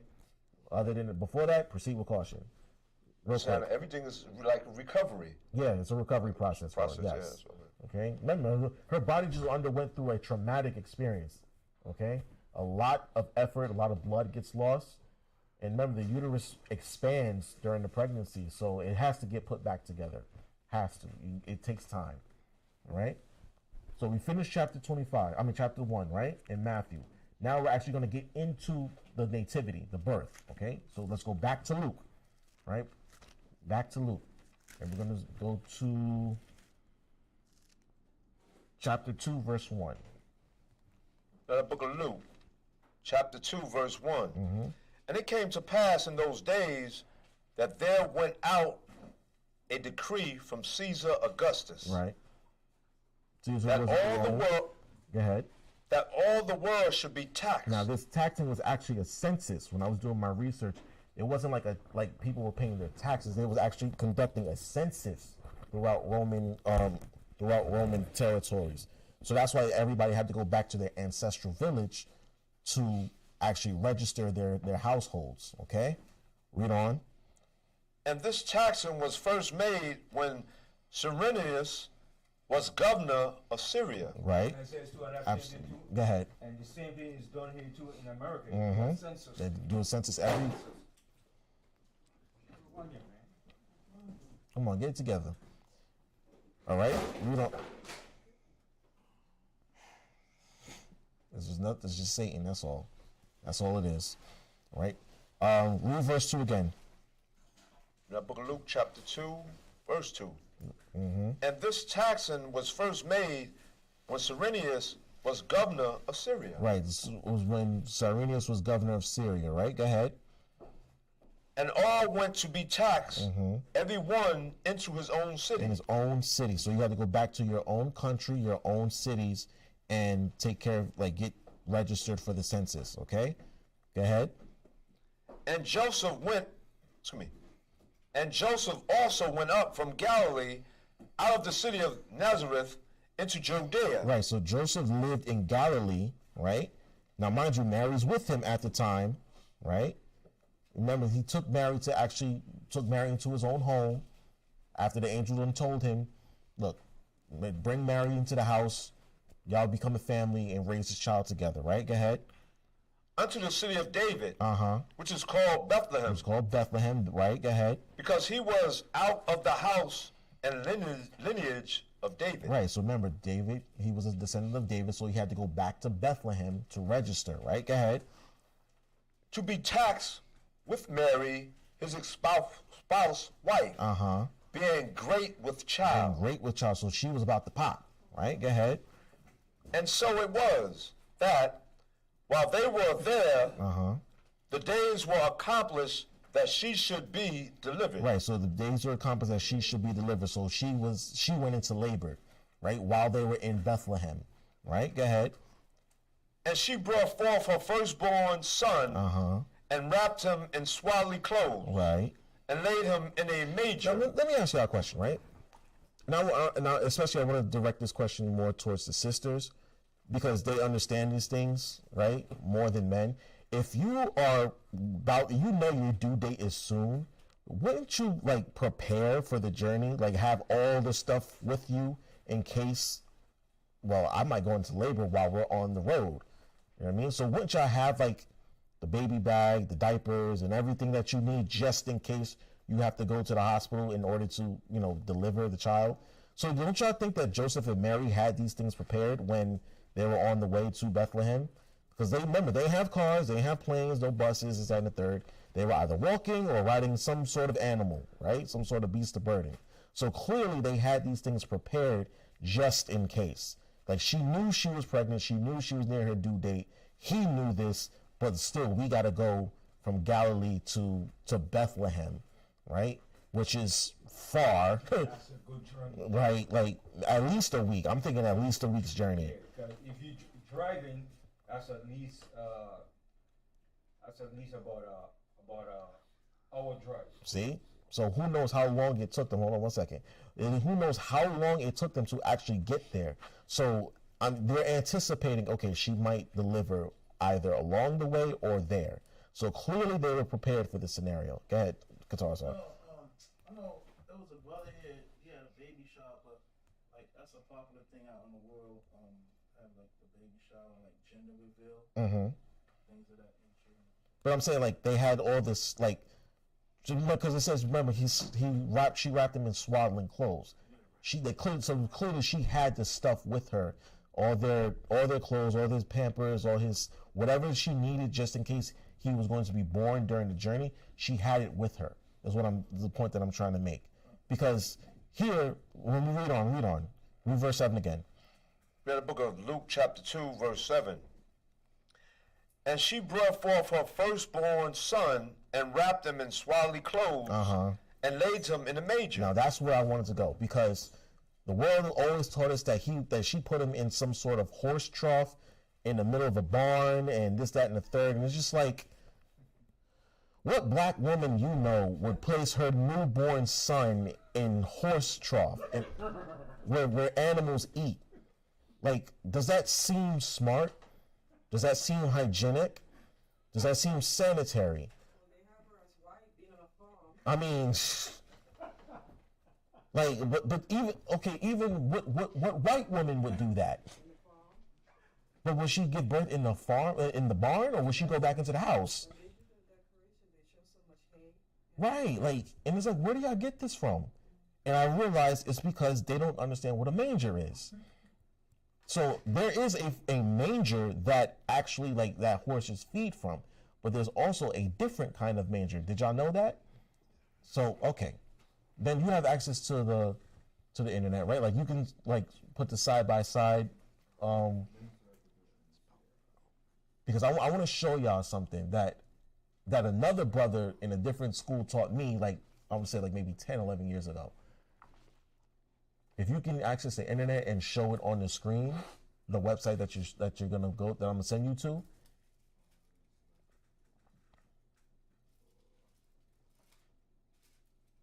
because there's actually, like, a manger that seems more appropriate for the scenario. Yes, and I'm gonna show you that in a second. If Ben could do it, then that would be great, because I want y'all to actually see it. That way y'all know I'm not making this up. Okay, I'm not making. Go ahead. I want to say something pertains, and like in today's world, okay, they put his body, the son Yahawashi in the manger. So if they say he was born in Christmas, you're gonna put like today, you're gonna put a baby Out in the cold. in the cold. Thank you. In a barn. Coming here on the bus, and the lady, she was sitting in front of us. I was like on the side, in the middle, and the two women, they had a baby. Baby couldn't been no more than maybe 6 months. I give it 6 months. It might have been 6 months. Only got socks on. Oh, that sucks. It was cold outside too. Yeah, And then but even then, like, you see, in this day and age, especially, you gotta know, the earth is a lot warmer than it was back then. But even in the winter months like this, you'll see a baby wrapped in, like, a big old coat and still wrapped in a blanket in its stroller. And back then, clearly she didn't have that. She just put him in swaddling clothes. But outside in a barn, think about that. It's still cold in those barns. There's no heat and no ventilation. It's just cold. But what woman would do that if she's in her right mind? If she was counseled by an angel, right, a messenger from the Most High Himself, why would she do that, knowing what child this is? That's what I'm saying. There's no little fire can warm that child up enough. You're not gonna put a child in the cold in just a swaddling blanket. You know what I mean? You're not gonna do that. It just goes to show that he could never be born around. We are so again, there you go. He can't. There's no way. Okay, there's no way. In Israel, it gets just as cold as it does over here. There's no way. It doesn't make any sense. You can't get it, Ben? Okay, it's all right. I'll just read it from here, right? So, if y'all want to read this with me, go to etymonline.com, right? ETYM online.com. It's an online etymology dictionary. Okay? It's an online etymology dictionary. ETYMONLINE.com. I'm going to look up the word manger. ETYMONLINE.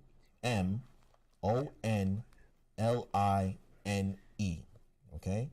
If you ever want to look up words, where they come from, this is one of the most one of the best resources that you can use. Right? It's an online etymology dictionary. And I looked up manger. Right?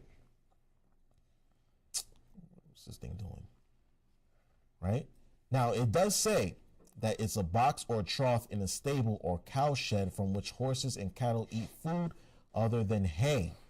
So it says other than hay. So who knows what's in that manger, right?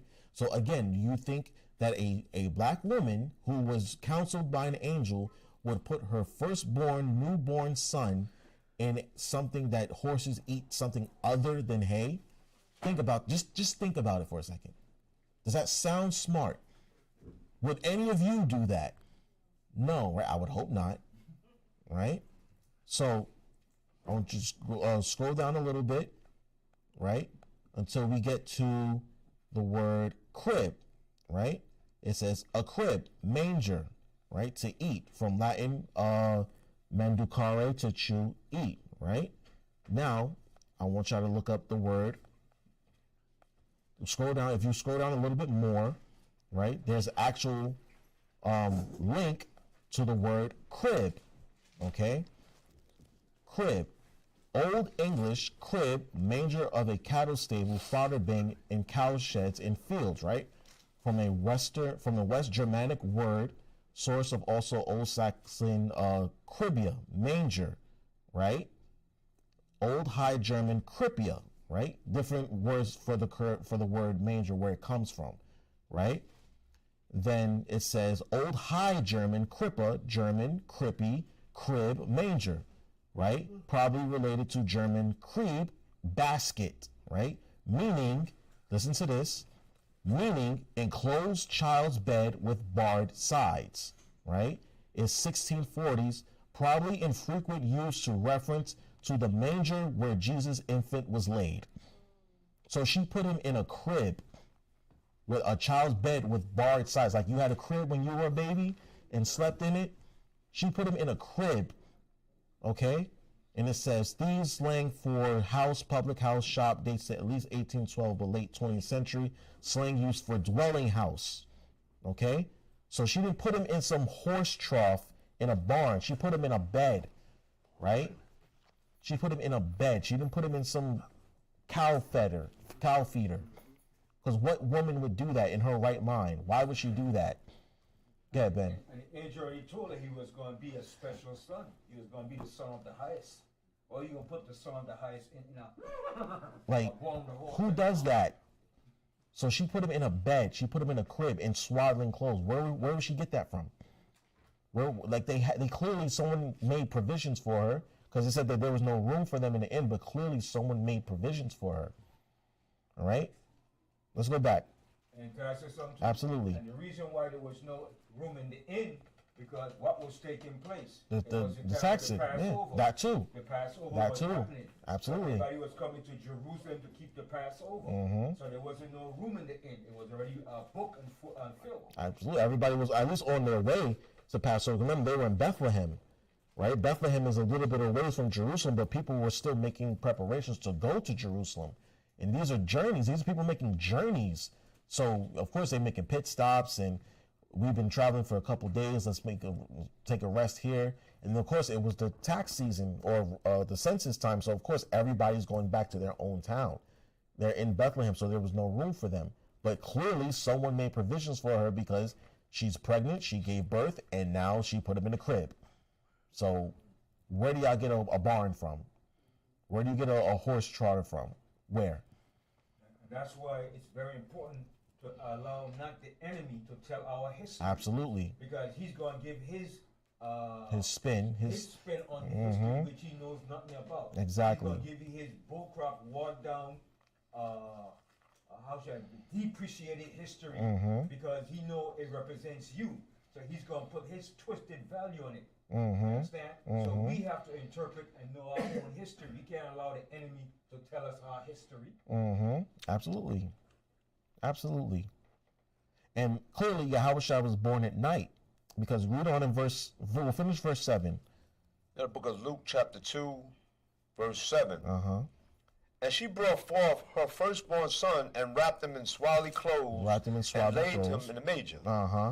Because there was no room for her in the inn. Read again. Because there was no room for them in the inn. And she brought forth her firstborn son and wrapped him in swaddling clothes and laid him in a manger, because there was no room for them in the inn. Right, she had a crib. She put him in a crib. Go ahead, Katarza. No, also, and at the time, Herod wanted to kill the child when he got We're gonna get to that. We're gonna get to that. Okay. Go ahead. And there were in the same country shepherds abiding in the field, keeping watch over their flock by night. By when? And lo, the angel of the Lord, the outer one. No.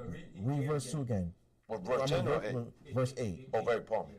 Book of Luke chapter 2, verse 8. And there were in the same country shepherds abiding in the field. Abiding in the field. They were outdoors, right? Outdoors. When? Read on. Keeping watch over their flock by night. By night. So clearly Yahawashi was born at night, right? And there were shepherds abiding in the fields, okay? If it's the dead of winter, December 25th, y'all saw how cold it was on Christmas Day, right? Y'all saw how cold it's been this last week. Yes. So at night, it's even colder because there's no sun and there's wind. Clearly, they were not outside when he was born, but there were shepherds outside feeding their flock at night. Okay? It's too cold to be outside feeding your flock at night. All right? Read on. And lo, the angel of the Lord, the outer one, came upon them. And the glory of the Lord, outer one, shone round about them. Right. There were lights and chariots in the heavens circling them, right? Things started to appear in the heavens, right? Go ahead. And they were sore afraid. And it scared them, right? It scared them. Read on. And the angel said unto them, fear not. Right. You know what's funny? Thank you, Micah Ali. He just texted me. He said, and Joseph was a carpenter, so he probably built her a crib. He built her a crib to put him in. Right? I didn't even think about that. Thank you. He built him a crib to put. Remember, they were being prepared to leave, so they understood. Okay, he might be delivered along the way. So let's make all the preparations necessary. And one of those preparations could have very well have been a crib that he built. Right? I didn't even think about that. The water, Uncle Mike. Thank you. All right? Read on. And the angel said unto them, fear not, for behold, I will bring you good tidings of great joy, which shall be to all people. Right. So he's saying again, the angel is trying to calm people's nerves. Like, hey, I'm here on good news. I'm here on good business. Right. Read on. For unto you is born this day in the city of David a Savior. A Savior, right. Which is a Mashiach Yahawashi, the outer one. Right. Right. Go ahead. And this shall be a sign unto you. Ye shall find the babe wrapped in swaddling clothes, lying in a manger. Lying in a manger, right? So he's telling the shepherds, look, nearby, the Savior of the world has been born, okay? And I'm going to tell y'all where he's at. He's in Bethlehem, okay? So go and worship him, right? Read on. And suddenly there was with the angel a multitude of the heavenly hosts, praising the Most High Power, saying, Glory to the Most High Power in the highest, and on earth peace, goodwill toward men. Right, go ahead. And it came to pass, as the angels were gone away from them into heaven, the shepherds said one to another, Right. Let us now go even unto Bethlehem, Right. and see this thing which is come to pass, which the Lord the other one hath made known unto us. Right, so they said, wow, we were able to witness this. Let's go see what this was about, because the Most High clearly wanted us to see this. Right, so here's what they did. Read on. And they came with haste, and found Mary and Joseph, and the babe lying in a manger. And when they had seen, it, they made known abroad the saying which was told them concerning this child. Right, they saw they went and told people what they witnessed. They told the people about the chariots and the angels and the praising, and told them, look, the angel told us to go to Bethlehem and see him. Right? Go ahead. And all they that heard it wondered at those things which were told them by the Right, shepherds. so people, so the word started to get out, and then people were starting to wonder and start to talk about it. You know how Israel is. We gossip easily. You tell somebody something today, by 4 o'clock, everybody in Israel knows. All right? Go ahead. But Mary kept all these things and pondered them in her heart. Right. Now, she's being his mother. She's like, what do all these things mean? Like, what's happening here? Right? Go ahead. And the shepherds returned glorifying and praising the Most High power for all the things that they had heard and seen. Right. So now here, check this out. We're going to go back to Matthew and see, while this is going on, there are other events at play here. All right? There are other events being at play. Okay? Start at chapter 2 and verse 1. These things are kind of happening concurrently. Meaning, while this is going on, in another part of the world, this thing is going on. Okay? These are things that are happening at the same time. Right? The book of Matthew chapter 2 verse 1. Now when Yahawashi was born in Bethlehem of Judea in the days of Herod the king. Right. So when Yahawashi was born, this was happening in Judea. Right? Go ahead. Behold, there came wise men from the east to Jerusalem. Right. And it says wise men from the east came to Jerusalem, meaning they came from Saudi Arabia. They came from that part of the world. All right? Go ahead. Saying, where is he that is born king of the Jews? Right. Where is he that was born king of the Jews? Right. Go ahead. For we have seen his star in the east and are come to worship him. So they saw the chariots when Yahawashi was born, and the chariots and stuff showed up at his nativity and over the shepherds. They saw it all the way out east. To show you how big of a magnificent event it was, they saw it all the way out east of Israel. Okay? Read on. Can I say something? Go ahead, go ahead. Also, too, whenever there was a birth of a significant or a major person in history, there was always a star that signified the birth of a certain leader or rulership, a great leader, right? Or whenever someone died of great importance, that star will shine or show up in the heavens. Absolutely. And of course, the Son of the Most High was born. So how much more of a magnificent announcement can you give him?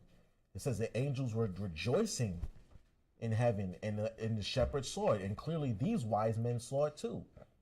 Right? Go ahead. When Herod the king had heard these things, he was troubled, and all Jerusalem with him. All Jerusalem was troubled with him. Why? Yeah, exactly. They know a king was being born, and they knew what time it was for. As you know, when once all he do that, they're gonna move out the way. Exactly. So Herod being told or being asked, where is he that is born king of the Jews? And he's thinking to himself, well, I'm the king of the Jews. Who is this person? Right, like who's this king of the Jews y'all talking about? I'm the king of the Jews, and he had been king of the Jews for a while at that point. Remember what I said? What did I say in the beginning of the class? He's an illegitimate king because he's not a Jew. He's not a Hebrew. He's an Idumean. Right? Go ahead, Zach. I just want to say, pertaining right quick, as I read along, we know that he was fronting because he plotting. He want to kill. You know how we are. We're about to read that. We're gonna read it. All right. Read on. Verse 3. 3. Yeah. Read verse 3 again. The book of Matthew, chapter 2, verse 3. When Herod the king had heard these things, he was troubled, and all Jerusalem with him. And when he had gathered Wait, hold on. Why was all Jerusalem troubled with him? He was scared, but why was Jerusalem scared? Think about it for a second. If we're in Jerusalem, right, and we're hearing that the King of the Jews has been born, but we're scared about it, what does that say about us? If I'm right, like say in today's world, because all the people that don't believe like we believe, they're going to believe who's already in office or whoever, you know what I'm saying? That's pretty much it, yeah. What were you going to say, I ain't say all that, but that's big. Mm-hmm. Right, their allegiance was to Herod. We were selling, huh? But more so, we pledged ourselves to Herod, right? He was our king in our eyes back in those days. So we're hearing King of the Jews. What does that mean for Herod? Is Herod going to leave us? Right? Is Herod going to be is he going to be replaced? What does that mean for us? Yeah. Oh, Trump's going back in office, and everybody's scared. What are you scared for? You already had him, and we're still here, aren't we? We're still alive, right? Go ahead, read on. Verse was at 5. No, verse 4. Verse 4. And when he had gathered all the chief priests and scribes of the people together, he demanded of them where Yahawashi should be born. Right. And they said unto him, Stop right there. And the question is, why would he gather the chief priests and the scribes? Why would he? Because they knew the scriptures. They had the scriptures. They understood. See, remember what I said earlier. Verse 18, on this wise, right? You have to know. You got to know it. You got to know the prophecy. You got to know the history. You got to know the commandments. Okay? Because all of that contains information leading to when Yahawashi would be born. How you know it was him. Right? All of those things are recorded in the scripture. So why else would he call them? Right? So he wants to know, okay, where is this boy? Right? Where is he? All right, go ahead. And notice he didn't call nobody else. He called the chief. He had to know the history of us in order for him to call the chief priests and scribes. Because he could call a regular Joe. Well, no, but he called the chief priests and the scribes. Exactly. Because they were the authority of the scriptures and they knew the prophecies of things that was going to take place. Exactly. Hold what you got. Get me Ezra chapter 7 and verse 6.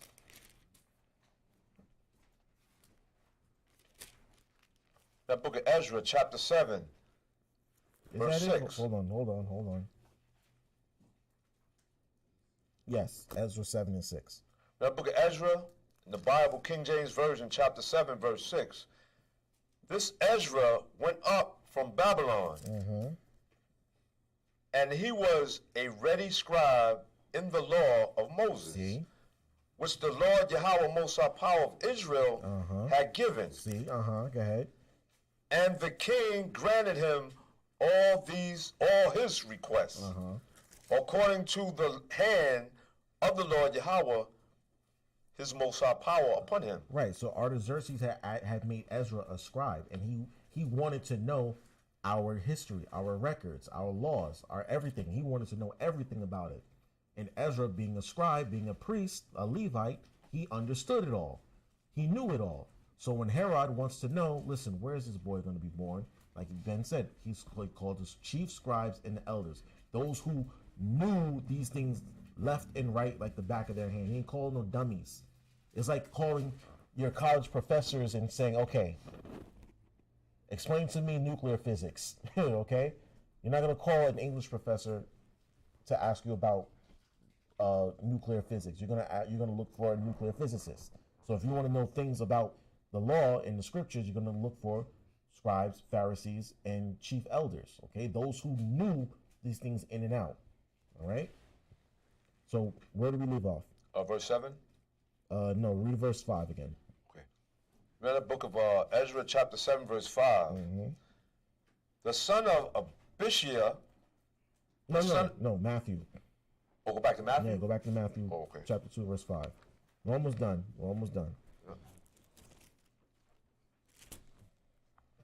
Matthew 4, 5? 2 and 5. Or 2, Paul.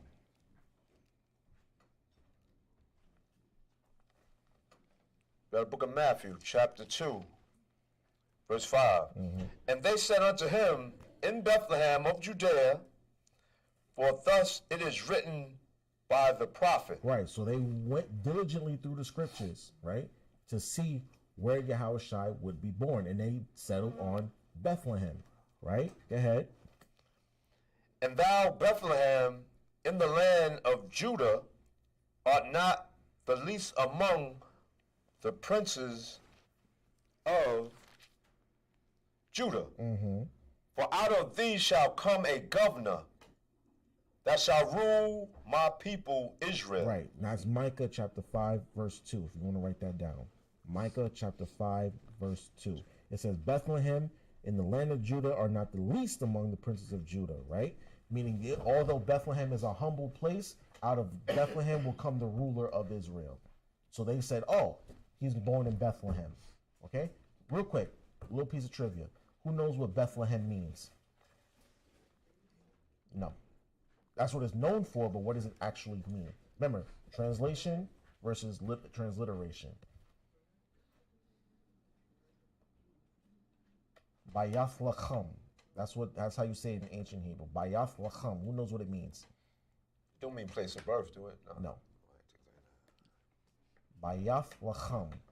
Right? Bethlehem. Who knows what? Anybody know what it means? House of bread. House of bread. Bayath, house. Lacham, bread. Okay? House of bread.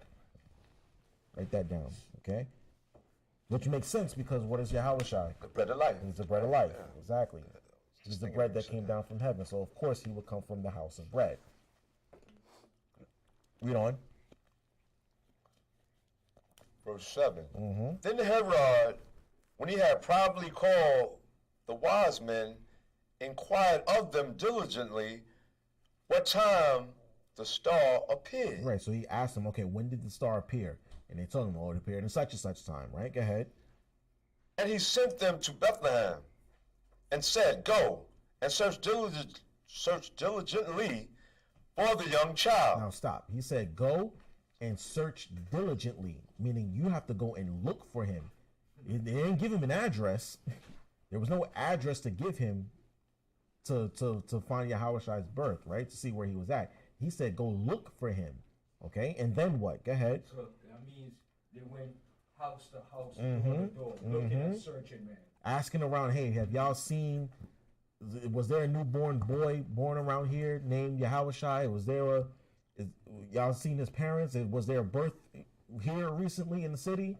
So they have to go door to door, house to house, like you said, right? Go ahead. It says, and when he have found him, bring me word again, that I may come and worship him also.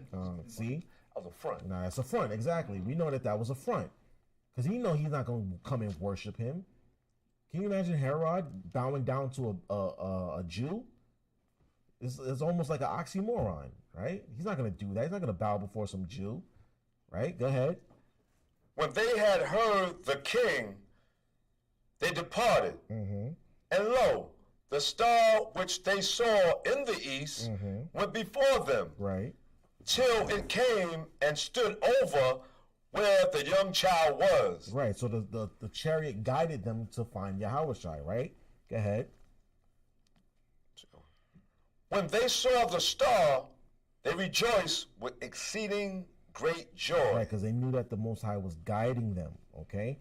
Now check this out. Here's another misconception that gets thrown out there. Read verse 11.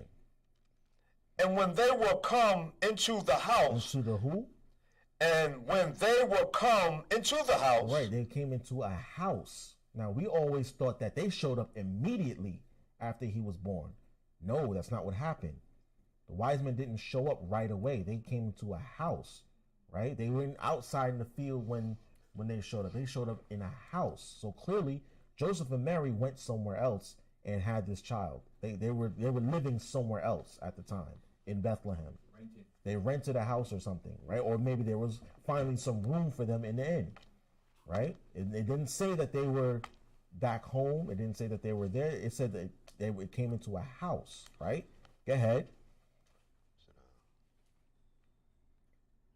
And when they were come into the house, they saw the young child with Mary, his mother. Right, it said the young child. Again, we were taught that he showed up. They showed up when he was still a baby. It says he was a young child, so he was a young man at this time. Had to be at walking and talking age at this point, because it says a young child. He's not a babe anymore. Remember, Luke, it says you'll find the babe wrapped in swaddling clothes. Here it says that come into the house, they found the young child. So he's obviously grown up a little bit. Okay, read on. And fell down and worshiped him. And when they had opened their treasures, they presented unto him gifts, gold, and frankincense and myrrh. Right, now here's another misconception that has to get cleared up. How many wise men we were always taught came? Does it give you a number? Exactly, but he got 3 gifts, or 3 kinds of gifts, right? He got gold, frankincense, and myrrh. They blessed him. They gave his parents a lot of stuff, right? And this is not cheap stuff. Gold, frankincense, and myrrh. Gold, I tried This getting thing, gold. what? Giving a baby gold? Are you kidding me? What? I didn't get no gold when I was a baby. What Also, thing? it pertains to, it's like pertaining like when a woman have a baby shower, right? In a sense, like, in they a bring gifts. sense, they gave him baby. gifts, because He they was already young. obviously blessing him with lots and lots of treasures and gifts, things that his parents can use, okay, to raise him, to make sure that he has the best that life has to offer, pretty much, right? And they understand who he is. He's the king of the future king of the world. Of course, I'm going to give obeisance. I'm going to give him the best that I can, right? So he got gold and frankincense and myrrh, right? Go ahead. And being warned of the Most High power in a dream. Now, mind you, all of this is occurring after Luke chapter 2, right? All right, when the wise men showed up, that all occurred. I mean, Luke chapter 1. After they went, down to Bethlehem, she gave birth. The shepherds showed up and all that stuff. This is all happening after that. Okay. Now, verses 1 to 10 happen at the same time. Verse 11 happened afterwards. Okay. Remember, they had to go and look for him. They had to go search for him. Eventually, they clearly found him. Right? Go ahead. And you can prove that too, because the same Herod that was alive when he was born is the same Herod while he was still here as a young child. Exactly. And then we're going to actually get into that, because Herod's about to issue a decree. Okay? And we're about to see what that decree was, and y'all going to see what the timeline is. Okay? So you could say roughly, from an estimation of, in the scriptures, it was between the age of either 2 or 5. Exactly. Around that age. Exactly. Okay? Now, go ahead. Read on. It says, I'm going to start against it up. In Matthew chapter 2, verse 12, and when warned of the Most High power in a dream that they should not return to Herod, Right. they departed into their own country another way. Right. So they knew, okay, the Most High told them, don't go back to Herod, because Herod's lying. He doesn't want to come and worship him. He's lying. So y'all go back to your own country, but don't go back through Jerusalem, because Herod's going to catch you and he's going to inquire of you. And if you don't tell him where he is, he might kill you. Right? So y'all, they took an alternative route to whatever country they came from. They did not go back through Jerusalem. Okay? Go ahead. And when they were departed, behold, the angel of the Lord out of one appeared to Joseph in a dream, saying, Arise, and take the young child and his mother, and flee into Egypt. Right, and flee into Egypt. Now, why did they go into Egypt? Who knows why? The Egyptians, we live similar. That, right, that's true, but there's another reason why. Remember, our people are everywhere, right?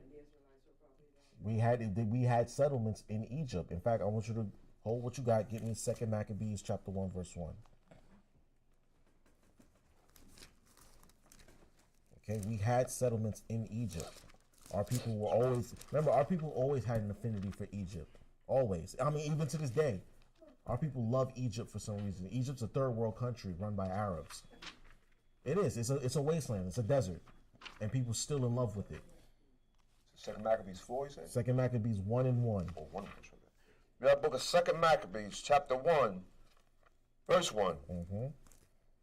The brethren, the Jews that be at Jerusalem and in the land of Judea, which unto the brethren, the Jews that are throughout Egypt. Throughout Egypt. So we had people in Egypt. Some of our people were still in Egypt. Give me Jeremiah 44 and 1. Okay, 10th verse? Okay, yeah. Actually, no, it's funny. I did have that written.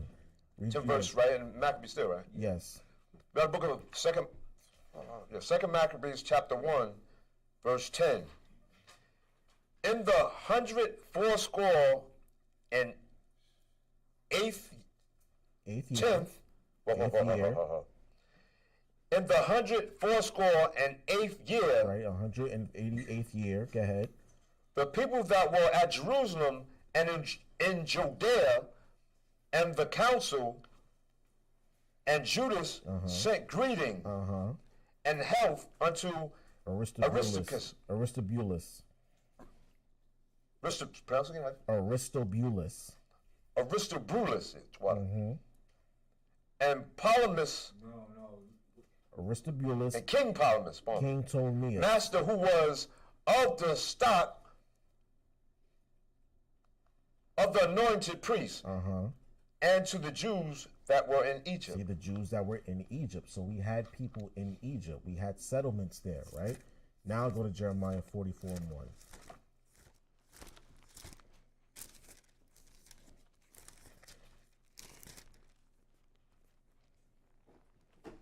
The book of Jeremiah,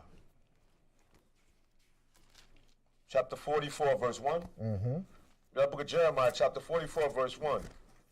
The word that came to Jeremiah concerning all the Jews which dwelt in the land of Egypt. And on the land of Egypt, right? All the Jews that dwelt in the land of Egypt, right? Go ahead.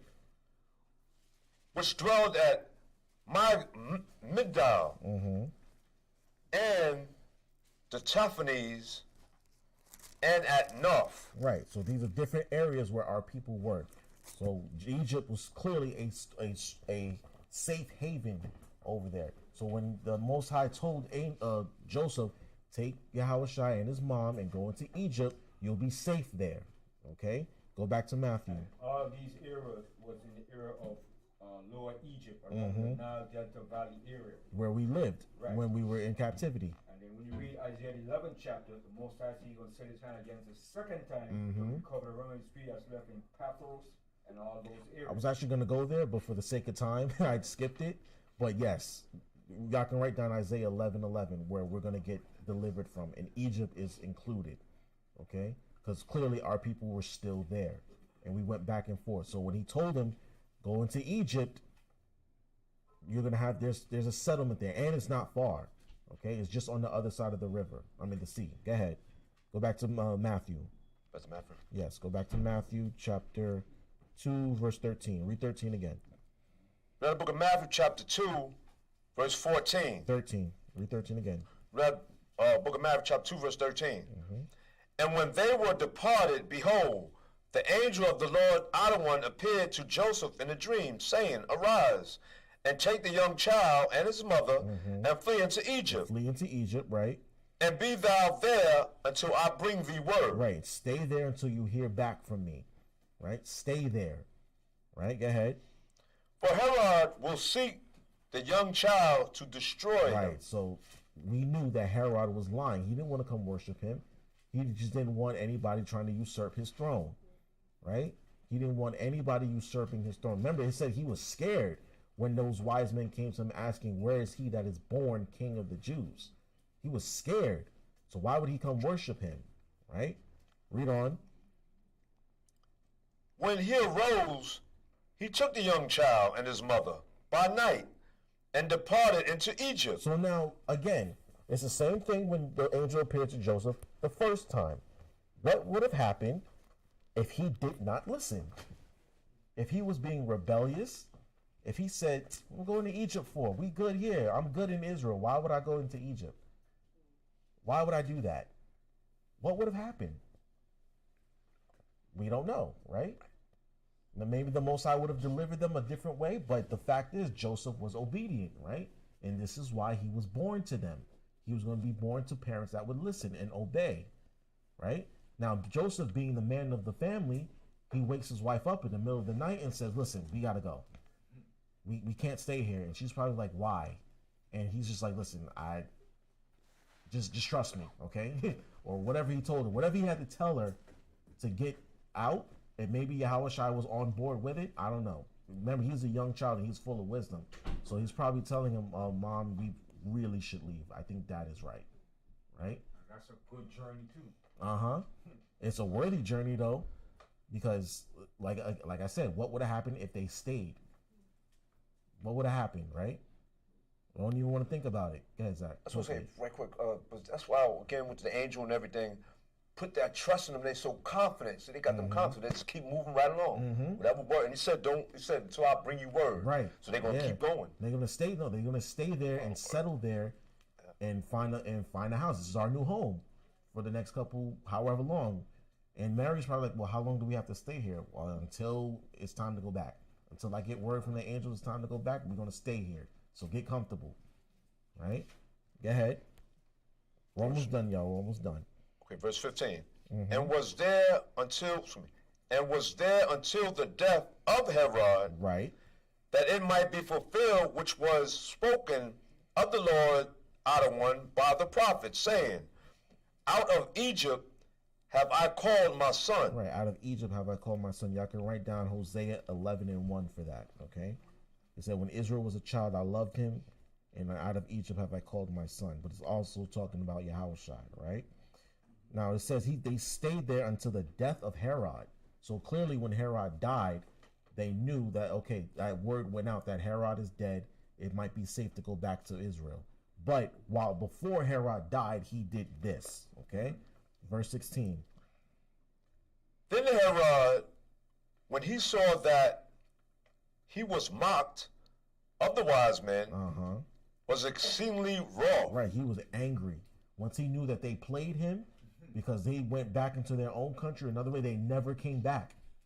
Notice they never reported back to him, right? So once he found that out, he was angry, right? And when white men get angry, things get dangerous, right?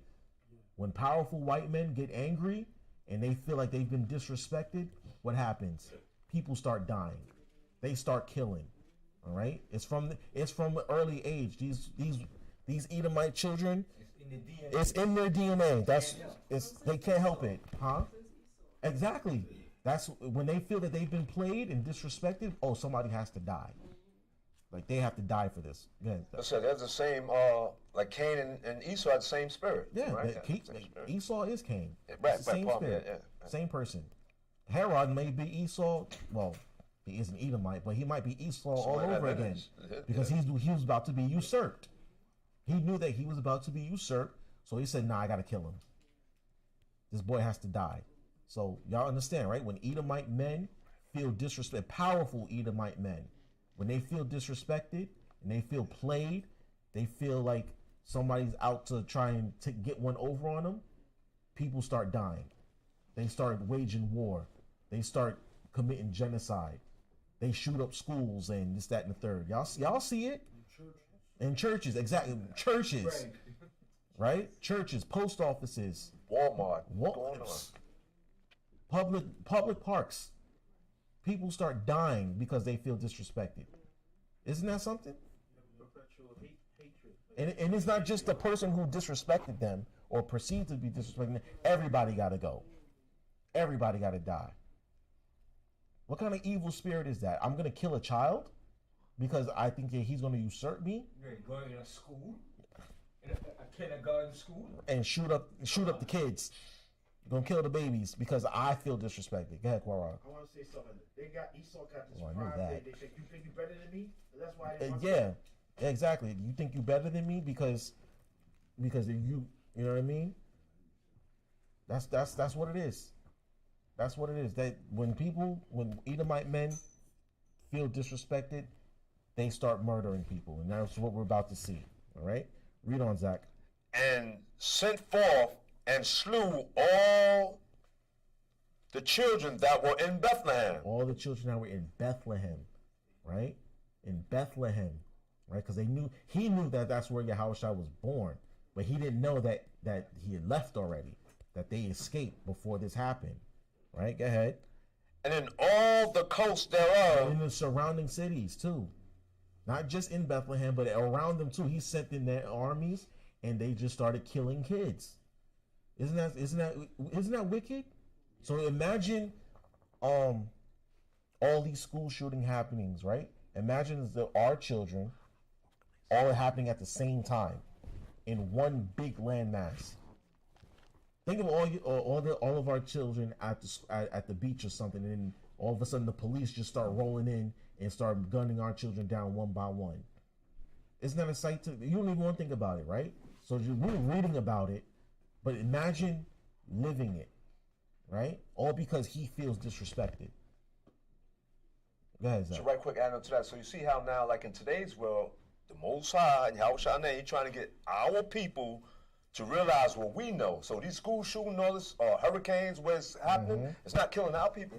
But you just gone to that public school, happening. Yeah, you see where it's happening, and it's funny because our kids don't shoot up schools, and we have a lot of. They put metal detectors in our schools, right? And we have a lot of issues amongst each other in our schools, but we never bring a gun to school and start shooting up the school. No, we don't. We sure don't. No, our violence is focused. Okay, if we're gonna kill somebody, we're gonna kill somebody who we got beef with. Right, as wicked as that is, even though we're not gonna go and create a whole bunch of collateral damage just because me and this one brother got beef, so I'm bringing my gun to school and shoot up everybody. That's not in our DNA. It's not in our nature. It's not our culture. We don't do that. We don't do that. That's an Edomite thing. They do that type of stuff. Okay, I feel disrespected by one individual, so everybody has to die. I can't get my way. Right. Mm-hmm. Like a little child. Like a petulant child that Esau is. He's a petulant child. Okay? All right, let's read on. Let's finish this up. Yep, sir. And sent forth and slew all the children that were in Bethlehem and in all the coasts thereof. Right. From 2 years old and under, according to the time which he had diligently inquired of the wise men. So clearly, Yahawashi was around that age. He was around that age. Yeah. When the wise men showed up, he was about 2 years old. Remember, it said a young child. He wasn't a baby anymore. They had to go look for him. And this whole ordeal took about 2 years. Okay, this whole thing. That's why he went and killed all these 2-year-olds and under babies. I'm talking babies, okay?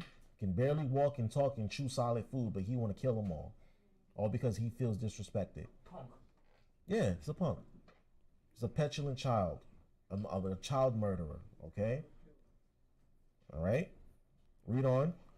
Then was fulfilled that which was spoken by Jeremy, the prophet, saying, in Ramah was there a voice heard, lamentation and weeping, right, and great mourning. And great mourning, meaning great crying and wailing, right? Go ahead. Rachel weeping for her children. Right, Rachel weeping for her children, right? Remember, Rachel was one of Jacob's wives, and she's crying for her children. Why? Because they're being slaughtered, right? Go ahead. And would not be comforted, because they are not. Because they're dead. When it says they are not, it means that they're dead, all right? Go ahead. But when Herod was dead, behold, the angel of the Lord out of one appeared. Slack your brothers and sisters. That's Jeremiah 40:1. If y'all want to write that down, that prophecy right there is Jeremiah 40:1, where our children were going to be slaughtered. Okay, go ahead. But when Herod was dead, behold, the angel of the Lord out of one appeared in a dream to Joseph in Egypt, saying, arise and take the young child and his mother and go into the land of Israel. He said, okay, it's safe to go back. It's safe to go back to Israel now, right? Go ahead. But they are dead which sought the young child's life. And sought the young child, right. The people who were looking for him, they're dead now, so it's safe to go back. All right, go ahead. And he arose and took the young child and his mother and came into the land of Israel. Right, go ahead. But when he heard that Archelaus, did reign in Judea Uh-huh. in the room of his father Herod. Right, so Herod's son took his throne, right? Go ahead. He was afraid to go thither. Right, he was afraid to move closer to, he didn't want to go back to Galilee, essentially, right? Go ahead. Notwithstanding, being warned of the Most High power in a dream, he Right. turned aside into the parts of Galilee. Right, go ahead. And he came and dwelt in a city called Nazareth, Right, Nazareth, right? Go ahead. that it might be fulfilled, which was spoken by the prophets, he shall be called a Nazarene. Right, should be called a Nazarene. So they didn't go back to the same area where they lived in. They went to Nazareth, all right, and they settled there. Okay, Nazareth is different from Galilee. Am I right in that assertion? It's more or less in the same vicinity. Okay. More, yeah, same because that was Yahawashi's favorite chilling out spot. Right, Galilee, right? He loved to go up in Galilee. Yeah, that's And right. that's where they got all them nice Julie mangoes, man. Up in Galilee, whoa, man. So as y'all can see, he made it safely back into Jerusalem, not Jerusalem, into Israel, and was able to live there until he began his ministry. So y'all see his birth and his nativity was a little bit different than what we're used to being taught as kids and young adults. All right. Real quick, Zach, go ahead. I just want to say, pertaining to, I don't know if this is part of the class right now, but it's definitely a good class. I want to say, you know how, like he was 2, 3 when they were looking for him, but then as he got older, and I think he was about, because I think I was a mentor class when he was like about 12 years old. Remember, because, he found favor and wisdom, stature, increased stature. You know what I'm saying? They tried to entangle him with his talk because he was so acquisitive. But yeah, that's what I'm saying. I know that's part of the class. Right? Well, they I don't think they actually knew who he was at that time. I When he was, at 12, remember, there's a different rulership going on at the time. So the people who wanted to kill him, by the time he was 12, they probably didn't even think about it. And it wasn't until he turned 30 and he started his ministry, that's when he was like, oh, him, right? It was him that they were looking for back in the day. Yeah, because he even said Herod's trying to kill you. Right, Yeah. Herod said he was the one that killed John the Baptist. He said, wait a minute, is John the Baptist back again? Right. Right, so this was the other lineage of the Herods that was ruling. And that's the one that Yahawashi called a fox. Yep. Because you had at least a whole family line of Herod. You had Herod Antipas, Herod the Great, you had Philip, you had Herod the first, Herod the second, and this Herod here, that when Yahawashi was at 30, that's the one he called a fox. Exactly. In That's fact, the one that beheaded John the Baptist. we're actually going to go there. Get me Luke chapter 13. So he knew the history too, because his father probably told him the history too, what went down when he was born too. Because remember, even that same Herod too, when he met Paul, Paul said, Herod, I know you're familiar with the history of Israel. That was Herod Antipas, I think, the second. Right. Yes, you're right. Get me Luke 13 and 31 to back up what Ben is saying. Read the book of Luke chapter 13, verse 31. The same day there came certain of the Pharisees, saying unto him, Get thee out, and depart hence, for Herod will kill thee. See?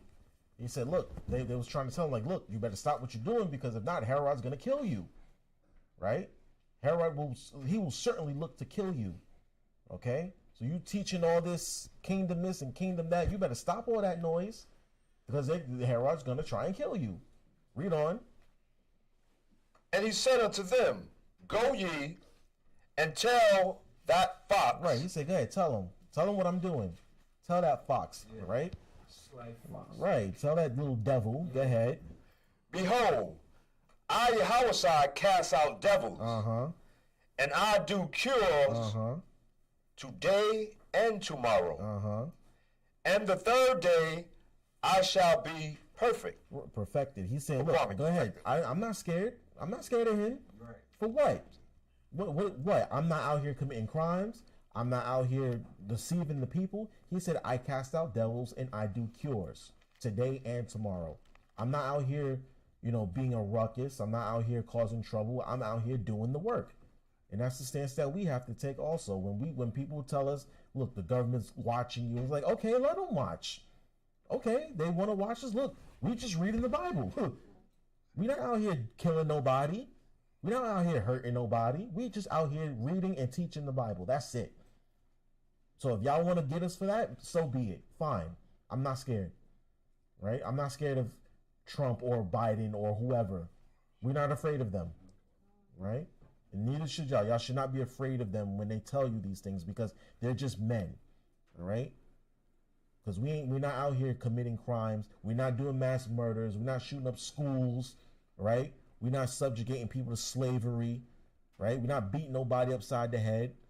Right? So we just out here trying to read the Bible and teach the Bible and get our people to act right. That's it. That's all we're doing. Quickly. But in the world today, they call good evil and evil good. So. But and that's what they're doing here. Yeah, that's what I'm saying. They're trying to tell Yahawashi, look, you're doing evil. No, I'm casting out devils and I'm doing cures. Go ahead, sis.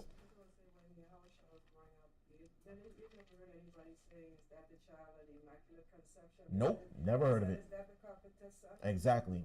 That's exactly what they said. And I want you to explain number 33 for me. Verse 33? Read verse 33. Exactly. Verse 33, yeah, same book, right? Luke 13, verse 33. Nevertheless, I must walk today and tomorrow and the day following. He's basically saying, Herod can't touch me. I'm going to continue this work, and if it be so that the Father calls me today, tomorrow, or the next day, so be it. But it's not going to be by Herod's hand. Right? Read on. For it cannot be that a prophet perish out of Jerusalem. That's basically what he's saying. Herod can't touch me. Okay? That's why he said, go ahead, tell him what I'm doing. Herod can't do nothing to me. I have to do this work. Right? It has to be done.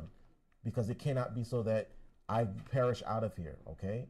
Jerusalem's not going to spew me out. It's not going to be by Herod's hand. It's going to be by the Most High's hand. Right? Jerusalem cannot be like a prophet until. Exactly. And the reason why he called him a fox, because he tried to blend in amongst us and think that he was one of us.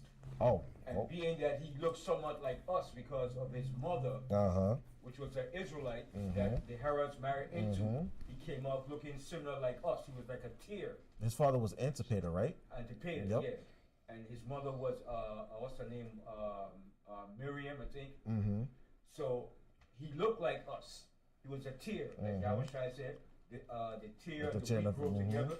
So he was looking at him. Yahawashi said he's a fox. And he trying to take on our heritage to be one of us. In fact, go to verse 1 in chapter 13. Read that. The same book? Yep. In the book of Luke, chapter 13, verse 1. There were present at the season some that told him of the Galileans, whose blood Pilate had mingled with their sacrifices. See, they tried to blend in.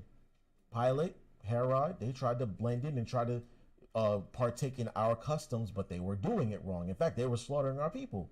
It said that whose blood Pilate mingled with their sacrifices. So they slew people on the altar. Right? That's what they were doing to our people. They tried to blend in, and he said, no, we know who you are, you sly fox. You try to blend in with us. No, not so. Okay? Did I answer your question, sis? Okay. All right. Ben, any questions in the chat? Anything? Okay. With that, I hope y'all got something out of this. I hope y'all cleared up a little bit of the misconceptions. And I want to say shalom, shar ka'ah kana with day 2. Yeah, we're still in day 2. And again, stay shalom, brothers and sisters.